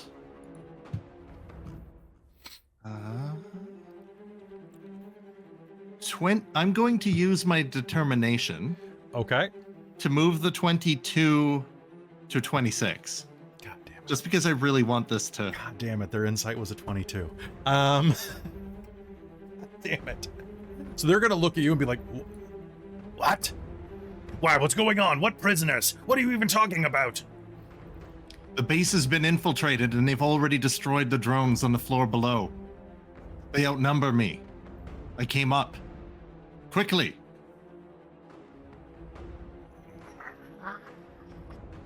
Okay, they will start moving toward you on their turn. All right. And I'm Hazeal, going to... do you have anything else you want to do? I'm just moving, like, into the room. Like, there. And that was kind of the whole conversation, so that probably took up my whole action. Mm-hmm. All right, so Hazeal, it is your and Levna's turn. Yay. Thank goodness, because before Levna can move too far away from me, I'm going to twin spell haste on her on Godfrey. Nice. Twin spell I don't know. I haste. might not even get the chance to act. There's multiple rooms of these guys, and it lasts for a minute while I concentrate, so... Fair. Okay, so It is casting haste. appreciated. Casting haste on that. Yep. Levna is going to look up to the door that Aurontiros just went through, and then to the door with the flaming skulls. She's going towards the immediate threat. So that's 5, 10, 15, 20, 25, 30. Let's do a charge in, and that is... Oh, shit, that's not good. That's a miss. Oh, that's a miss and a botch. Because she doesn't have an ally with her right now. So... Yep, that's a miss and a botch. She's going to swing inside, aiming for a neck that doesn't exist. And I'm going to spend that to make an opportunity attack. Okay. And that's going to be 1, 2, 3. Okay. Oh, can I have moved so I can see into the room? Absolutely. Least, since the doors exploded? Okay. So you're going to cast haste on Levna. Yeah. Levna is going to run inside, take her 3 attacks. She's going to botch twice out of those 3 times, and then is going to be hurled back into the room by a flame bolt that shoots out of this one's eyes, dealing 30 points of damage to her. Yikes. And with that is Levna's turn. Flame Skull number 1. Flame Skull number 1 is going to look in the room and go, and is going to cast Fireball. Counterspell. Okay. Flame Skull number 2 is going to float down, look inside the room, and cast Fireball. Yeah. I at least got one of them. You got one of them, and Aurontiros could have got the other, but he ran off. I would like everybody here to make me a dex save. Remember that haste gives you +2 on your dex save. Okay. Advantage. Is it +2 or is it advantage on dex saves? It's advantage. Oh, it is +2 advantage, AC. you're right. Okay, so that is going to be a pass for Levna. Double 9s on my advantage roll. All right, So 9. so 26 for Riz. okay, flame is going to shoot out of their out of his mouth, and that is going to be rolling right now. That is going to be 33 points of damage if you fail. The DC for this that I'm looking for is everybody who got above a 13. Okay. Cool. So is that Hazeal gonna hit gets where I am? distracted. Up around It covers the corner of wall? entire room. Jesus Christ. It's a 30-foot radius, or 20-foot radius? 15-foot radius. Yep, fireball. 20-foot radius, yeah. Ouch. Hazeal gets distracted casting counterspell, does not expect that all of them will cast fireball, and takes the fireball to the chest. Would you roll? Did you I botch? rolled a 2, and then I used my inspiration to roll a 3. Oh no! So it's going to be 33 points of fire damage, 16 if you succeeded. Okay. And all right. And they're going to cackle at you. What are their bonus actions? None. Okay, well that's something at least. Oof. All right, so Riz, you're going to use evasion to take none. Okay, Yeah, so it's from not where you're even it's not even a like reaction. It's just an ability that I have. You're just good at it. Okay, Aurak Draconian number 1 is going to step into the room, see a Solamnic knight in front of him that is on fire, and is going to go, "I've got one of them here!" and is going to launch himself at Godfrey. Godfrey, can you do me a favor? And let's do well, you're right in front of me. Let's do 3 rends. Okay, that is a 13, a 23, and a 20. 2 hits, 1 miss. Okay. That is going to be, it flexes its long, sharp talons at you and is going to rend you. That is going to be 14 points of slashing damage with the first, and 12 points with the second claws that rake across you. Your shield's going to be able to block some of that, though. All right, and Flame Skull number 3 is going to fly down, and hell, let's rinse and repeat. Fireball. Okay, Levna has advantage on this. That is going to be a fail from Levna. Aurak Draconian is in the room now, though. Before you do that, I need to roll my concentration check because I forgot about it. Oh, that's a good point. Yeah. I think I make it. It's half if it's more than... It's half damage on the last one, yeah. So that would have been 16, 8, or 8 or 10, whichever's higher. Yeah. Okay. I got a 17. Oh wait, pardon me. You took it in the full chest, but 16 is half of the damage you took, so you're fine. Yeah. Yeah.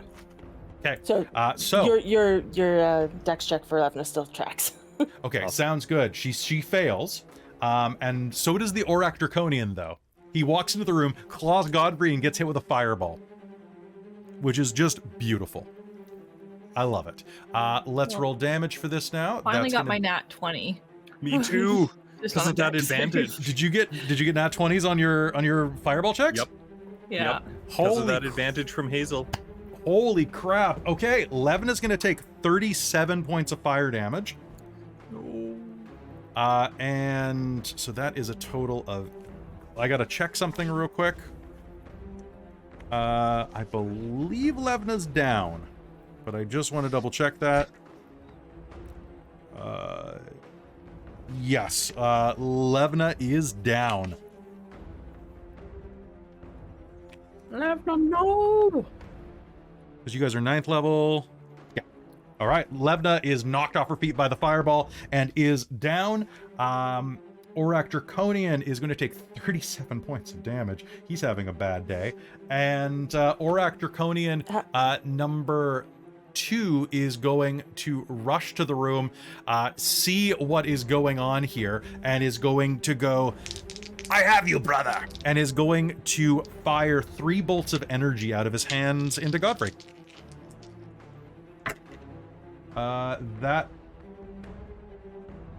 That is the worst roll set I could theoretically ever make. Except for Levna's, I guess, attack rolls. So, Death Ward. Levna's not down. Oh, you're right, Death Ward! Yes, thank you, chat. Okay. So, Death Ward just means that she drops to 1 hit point, right? Yeah, down to 1. Okay, so Yeah, she would drops... you- I mean, not great, but... She drops to a knee. The Aurak Draconian is going to fire 3 bolts of energy directly at Godfrey, and all 3 are going to miss because I rolled a 3, a 5, and a 7. Okay. And Kelara, it's your turn. Okay. Okay, well, we did rest, so I do have everything back. Quick question. How much damage was that fireball, and was I in it? That was 37 points of damage, and you were in it. What was the roll to pass the dex? The dex save was a 13. Oh, thank God. Okay. I took half damage. I have 1 Okay. hit point left. Thank you. Oh God, so you literally, wow. Good for you. Okay. Well, luckily, Hazeal and Levna are actually very close to each other. This is true. Kelara is going to move between them and sorcery point twin spell cure wounds.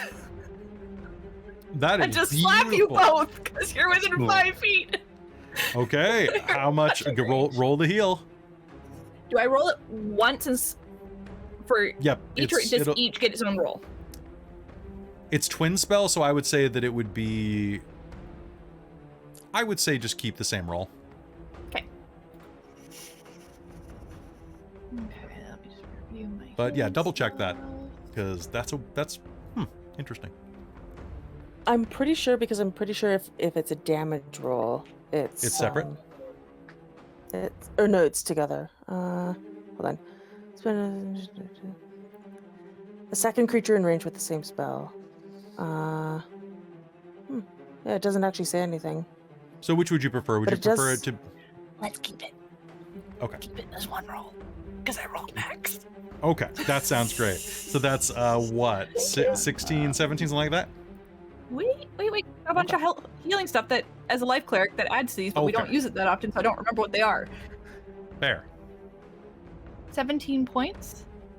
Okay. Cool part is that I gain part of this too. Beautiful. And you're adding your wisdom to that? Uh-huh. Okay. So 8 Perfect. plus 6. Okay, Plus so that 2 means that plus spells Levna and Hazeal are at 18 hit points. Oh yeah. Okay. Do you have anything else you're doing on your turn, Kelara? No, because that's an action, unfortunately. It's Okay, screwed. Godfrey. Basically, you guys getting hurt screwed my ideas. I was gonna cast Spirit Guardians, but no. Okay, Godfrey, you're up. All right, I'm gonna stab this thing in front of me. Okay. Does a 21 hit? It does. Awesome. I'm gonna make this a trip attack. And does this count as a dragon? It does not actually. Just checking. So that'll be Which is really weird. I know they did the because counts of as how a- they're made and everything. Yeah, they're a monstrosity. They're a Otherwise, monstro- I'm gonna move again and Okay, get go back ahead. out of like direct range. Sounds good. Okay, so that will be 8, 9, 10, 14 points of damage. Okay. And it will have to make me a DC 17. Nope. Nope. All right, it's Nope. prone. Okay, so you sweep it off its feet with a slash from your Dragonlance. Sweet. Second attack. And then second attack with advantage this time. Oh, darn. So that'll be another. Oh, sorry. That'll be 19. So that's 20. Yep. 31. Sorry to hit. That'll hit. And so 7 and 8, 15 damage. 15 damage. Can you do me a favor, my friend, and make me a dex save? Oh no. Oh, with advantage. Thank you, haste. 15. 15 is just enough. There is a flash of energy as you cut this thing's throat, and a ball of lightning explodes out of its chest. You're going to take half damage from this, which is only going to be, it would have been 12. Now it's going to be 6 points of lightning damage that sears past you, but it would have hit you dead in the chest as this thing dies. I'm going to step forward, use my haste attack to attack Okay. this other one. Because reach. So that'll be a 30 on the attack roll. And that'll I'm gonna hit. make that a tripping attack. Okay. So Okay. that'll be 20 points of damage and DC 17 strength save. Rolled an 18 plus something. So you are going to hit it. How much damage was that? 20. 20. Perfect. All right. So you are And- going to slash across it with your Dragonlance pike, but it is going to roll with the impact, not being knocked over. What do you do? Action surge. Okay, let's do it. So that'll be a 18 to hit, That is going to be a hit. 15 damage. Okay. And that'll be a 27 to hit for 10 damage. And bonus action. I'm going to use the feat commanders, or from the Solamnia feat, and be like, "Come on, Levna, hit it harder, again." I was hoping. Oh, damn it! I was hoping you're gonna go for Riz. I don't think I can't see Riz. I'm right behind you. You're hiding. You're invisible. I'm not invisible. I'm No, hiding you're from just- the things. I'm in the room. But you are- you are- I thought Aurontiros made you invisible. I'm No. sorry. Not In yet, that case- no, we in that never case, got to yeah, that. Riz. Come on, But Riz. well, Riz is hiding though. Okay. I was hiding from the thing behind the door in an open room. I didn't think that would apply to my allies. They're that Okay, good. sure. You're I that mean, good. you can roll that. I figured because you normally can't hide in an open room. I was hiding from Fair. the door. No, from no, that it's okay. thing. It's okay. So do you? Okay. So who do you want to give it to, Godfrey? If I can see Riz, definitely Riz. Okay, go ahead, give it to Riz.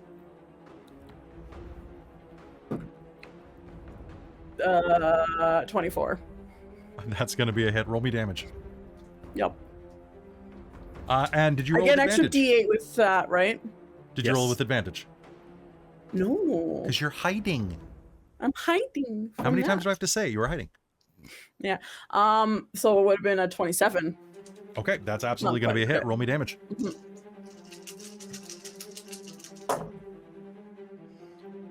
That's cocked. 34 points of damage. Oh. Oh. You stab into this flame skull. It is barely holding on as you wound it incredibly deeply with your blade. Lovely. Beautiful hit. Godfrey, is that the end of your turn? That is the end. Top of the initiative. Riz, you're up. Hello. Riz is going to go into the room and she's going to aim for the middle flame skull.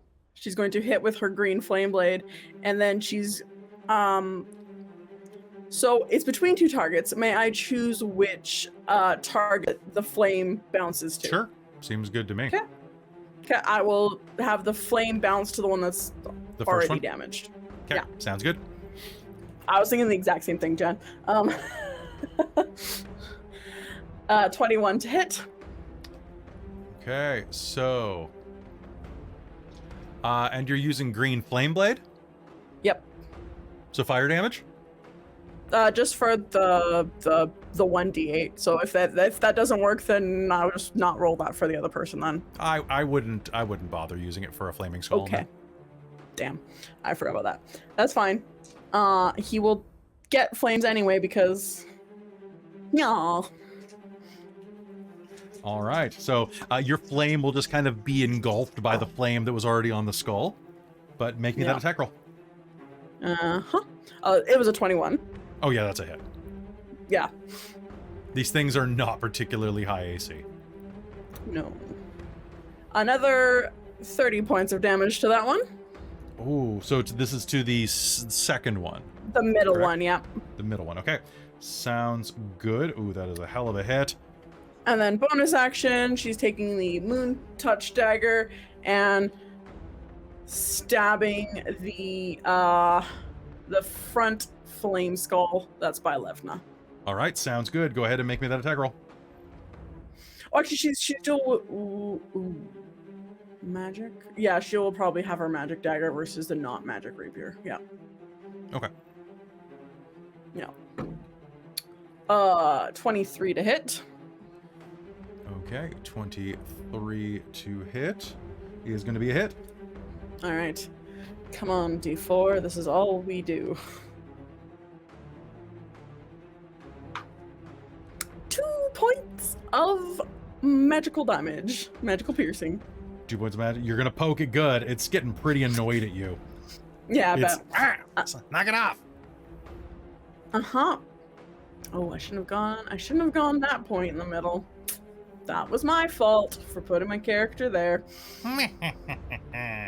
All right, it is Aurontiros' turn. Wait. Oh, I you have am more? going to actually being up close. Might be beneficial. I don't know. They can bite. All right. Anything else you're doing? I was gonna move, but then I'm like, no. No, actually I'm done. Sorry. Okay. All right. So, with that, you are going to finish your turn there. Now it's Aurontiros' turn. All right. Well, after seeing Godfrey eviscerate this one, pretend that I don't have a top down. I'm just hearing explosions and You're just hearing explosions in the next room. 'cause I haven't even like seen these skulls. You haven't even seen them, but it sounds like two fireball. It sounds like two fireballs just went off in the other room, and one of these draconians just got hacked to pieces by Godfrey, who then stepped into the room and hacked this other one. Would it be logical to assume that maybe some of the cacophony is happening behind this other door? Oh yeah, absolutely. Oh, okay. Going to move with Elven Grace. Okay. The only Grace I know. Okay. Peek my head in. And panic cast Shatter, Okay. because that's what I do best. Possibly behind the skulls as to... Oh, there's equipment there? Oh, well. Oh well. Okay, cool. So that's 3 con saves. Okay, That is number correct. 1. That is... What's my one? Okay, so skull number 1 is going to have an 18. Number 2 is going to have a 17. Number 3 is going to have a 21. Are you... These. How dare they? How dare they? Well, seems like they're saving.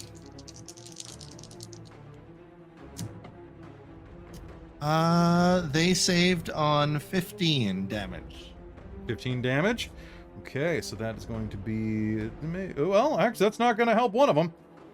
The first one that Riz was fighting is going to completely explode into a pile of flaming skull dust as Shatter hits that. The next one is going to still be up a little bit. Kind of like its jaw starts sagging off and it's like... Oh, you suck, buddy. He's going to say at you. No, you suck. And I'm going to whirl the singing blade. Okay, make me an attack roll. Out at it. 24. 24 is a hit. 11. Okay, 11 is... Are you attacking the one with the broken jaw? The one with the broken jaw that was assassinated. Okay. It is going to be cleft in twain as well. As it falls to the ground in ash. All right. Is that the end of your turn? I am done, yes. Okay. And I'm Hazeal kind of and staying in the doorway in case I need to use a reaction in either room, if that makes sense. Absolutely. Hazeal and Levna. Who wants to go first? I'll let Levna go first because now that 2 of them are down, I'm not sure if my using this is worth it, so I want to think of a different plan. Beautiful. All right. So my favorite thing about this is now that Riz is here, I have advantage on everything, which is great because I just rolled another nat 1. But I also rolled an 18, so that's 1 hit. That Levna, you is can't just go rushing into things. You have to wait. 2 hits. 3 hits from Levna. Riz, There we go. it's fine. I've got this. Oh, yeah, with my help here. You see, you're not used to a short sword. She's doing okay.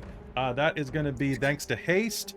That's plus 5, so that's 5, 10, 15, 20, 25, 30. Oh, God, it's still up.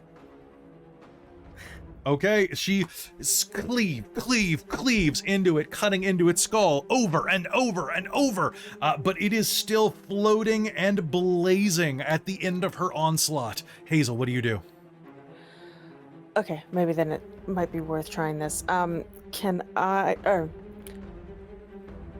Do I know if a Dispel Magic would drop this? You can make me an Arcana roll.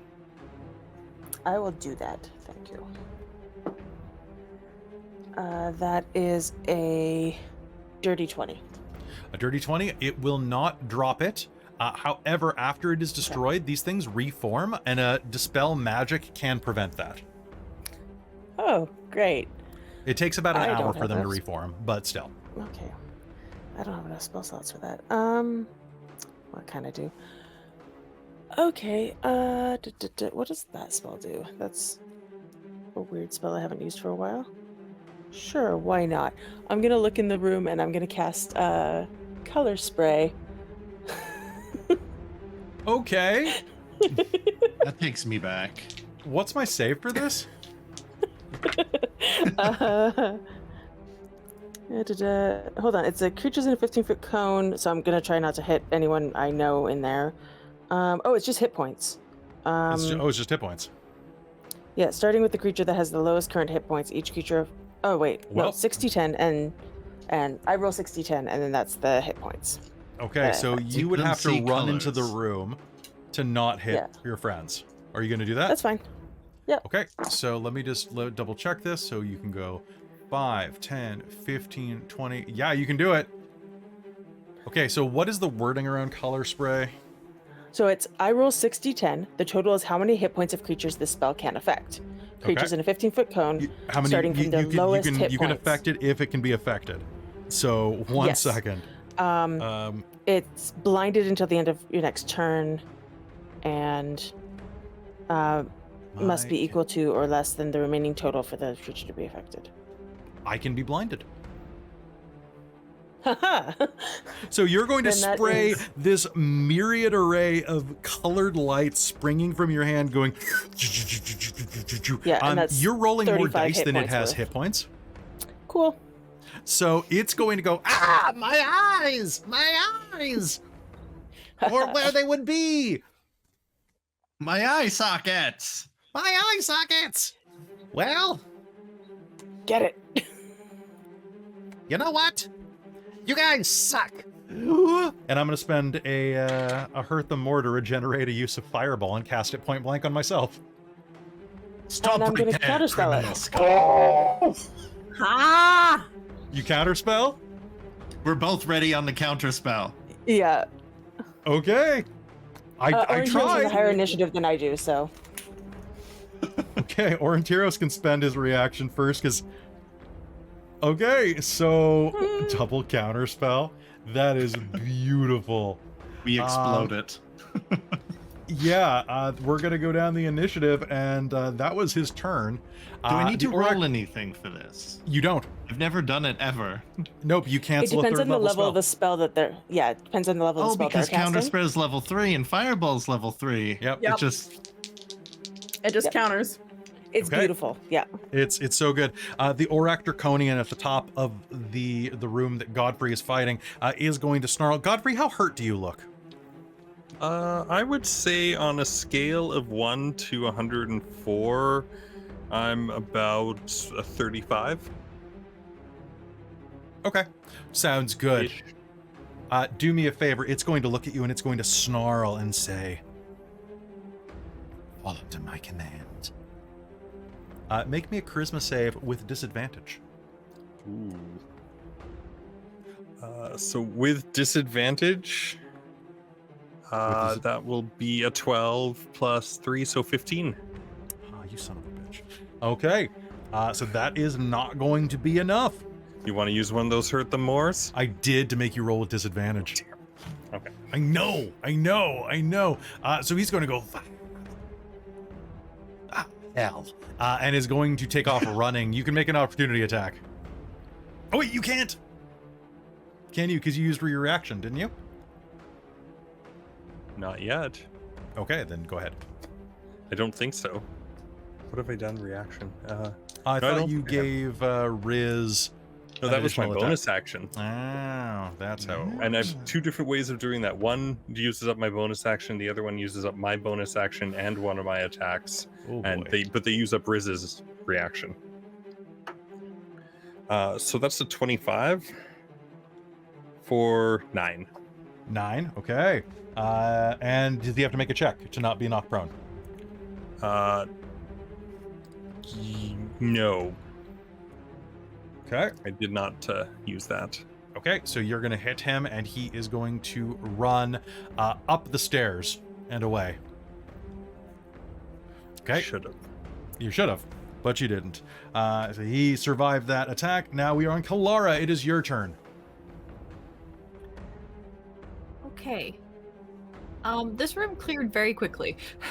Yeah, it did. Everybody ran to the other room. Kelara, you let off that fart and it just cleared the room. How rude. That was Godfrey, obviously. Not even in okay, that room. so is there anything still up?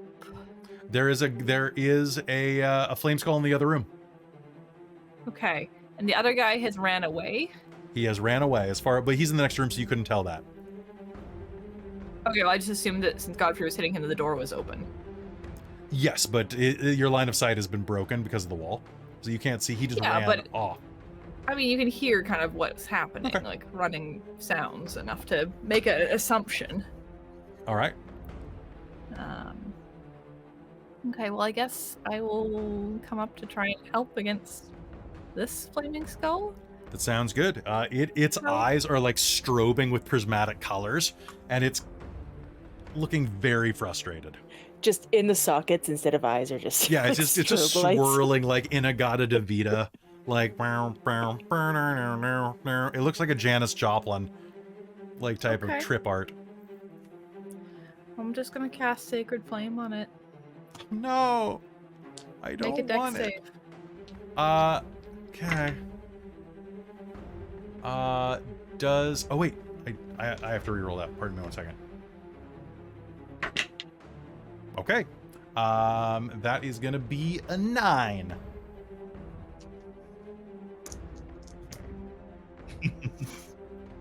When I can see you all, I'm going to melt your faces off. You're not going to counterspell me. I'm going to melt you. I am all powerful. I am the great and powerful flaming. 15 points of radiant damage. Into dust. The great and powerful flaming skull number 2. Number 3. Oh, sorry, 3. He couldn't even remember his number. All right. That With other that, draconian ran off. We're probably gonna have more at us in a moment. Riz is gonna take off running after it then. Me All right. too. taking off. Riz, Hazel you take does off not. running She after it. is hurt. Injured does Hazel look? Very. So very injured. All right. In a Riz, turn, I'm Riz guessing. can go. What's my speed? 30? Yeah. I can go 90 feet in a round. Okay. So technically Godfrey has initiative. Godfrey, would you have given chase? I think Godfrey is not going to. He's going to go back and check on everyone else. Okay, so Riz is going to run past you. Riz, you have initiative on this thing. So you are actually going to be able to catch up to it. Would you like to roll me an attack roll? Yes, please. Okay. Because he only got 5, 10, 15, 20, 25. He's still on the stairs. Ha. I will green flame blade him if he's resistant to fire. Let me know. He might be. He might be. Oh, but if he's immune, then that's the only thing. If he's immune, then if it's resistant, also. He is not. Oh. Give it to me. 17. I'm gonna throw. Do I have determination? 17 is. I'm gonna throw. If I have the thing, I will you throw do. determination on it. All right, Okay, that's a I'll hit. throw determination. Sweet. Hold on, let me grab all my D6s and my extra D8. All right.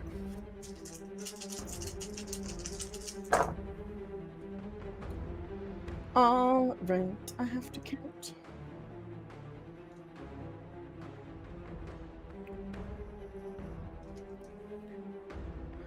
$27 points of damage. How do you want to do this? I think as he's going up the stairs, Riz is just going to very swiftly just immediately go for the like vocal cords so he can't even scream. Okay. Sounds great. As you do, he falls dead to the ground before he can open the next floor's door. Boom. Riz will try and drag his body down the stairs. And then she'll come back into the room. As you all take a moment to catch your breath and, like, recuperate, you see Riz dragging the body behind her with some great effort down the stairs. Riz, can you make me a dex save? Oh, right, yes. Natural 20. Okay, so a ball of lightning explodes out of his chest, and you dodge it as it harmlessly puffs into the wall. This guy was not very good at his job. As you drag the remains of his charred body down the stairs, at least what's left of the Draconian, as it kind of falls to ash, seeing as that's how Draconians roll, you take a step into the floor, and for the first time, you and Aurontiros, from where you're standing there at the edge of this room, are going to see what those two Draconians were looking at. On the center table of the north room is a massive map. There you see that it is not like the circular table in the next room. It's not a map of Onyari. The magical map on the table depicts the landscape around the city, magically projecting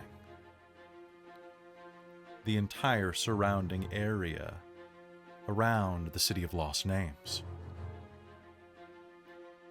including large groups of soldiers moving across the northern wastes.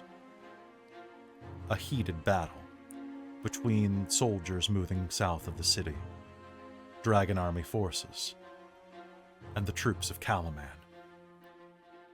You need to hurry if you want to save your friends. We need to go. I think that's where we're going to call game for the night. All right, so folks, congratulations. We are almost at the end of this chapter. Yay. Yeah. Whoa. Ooh, Fireballs. I know, right? 3 fireballs in a row. That is our courage.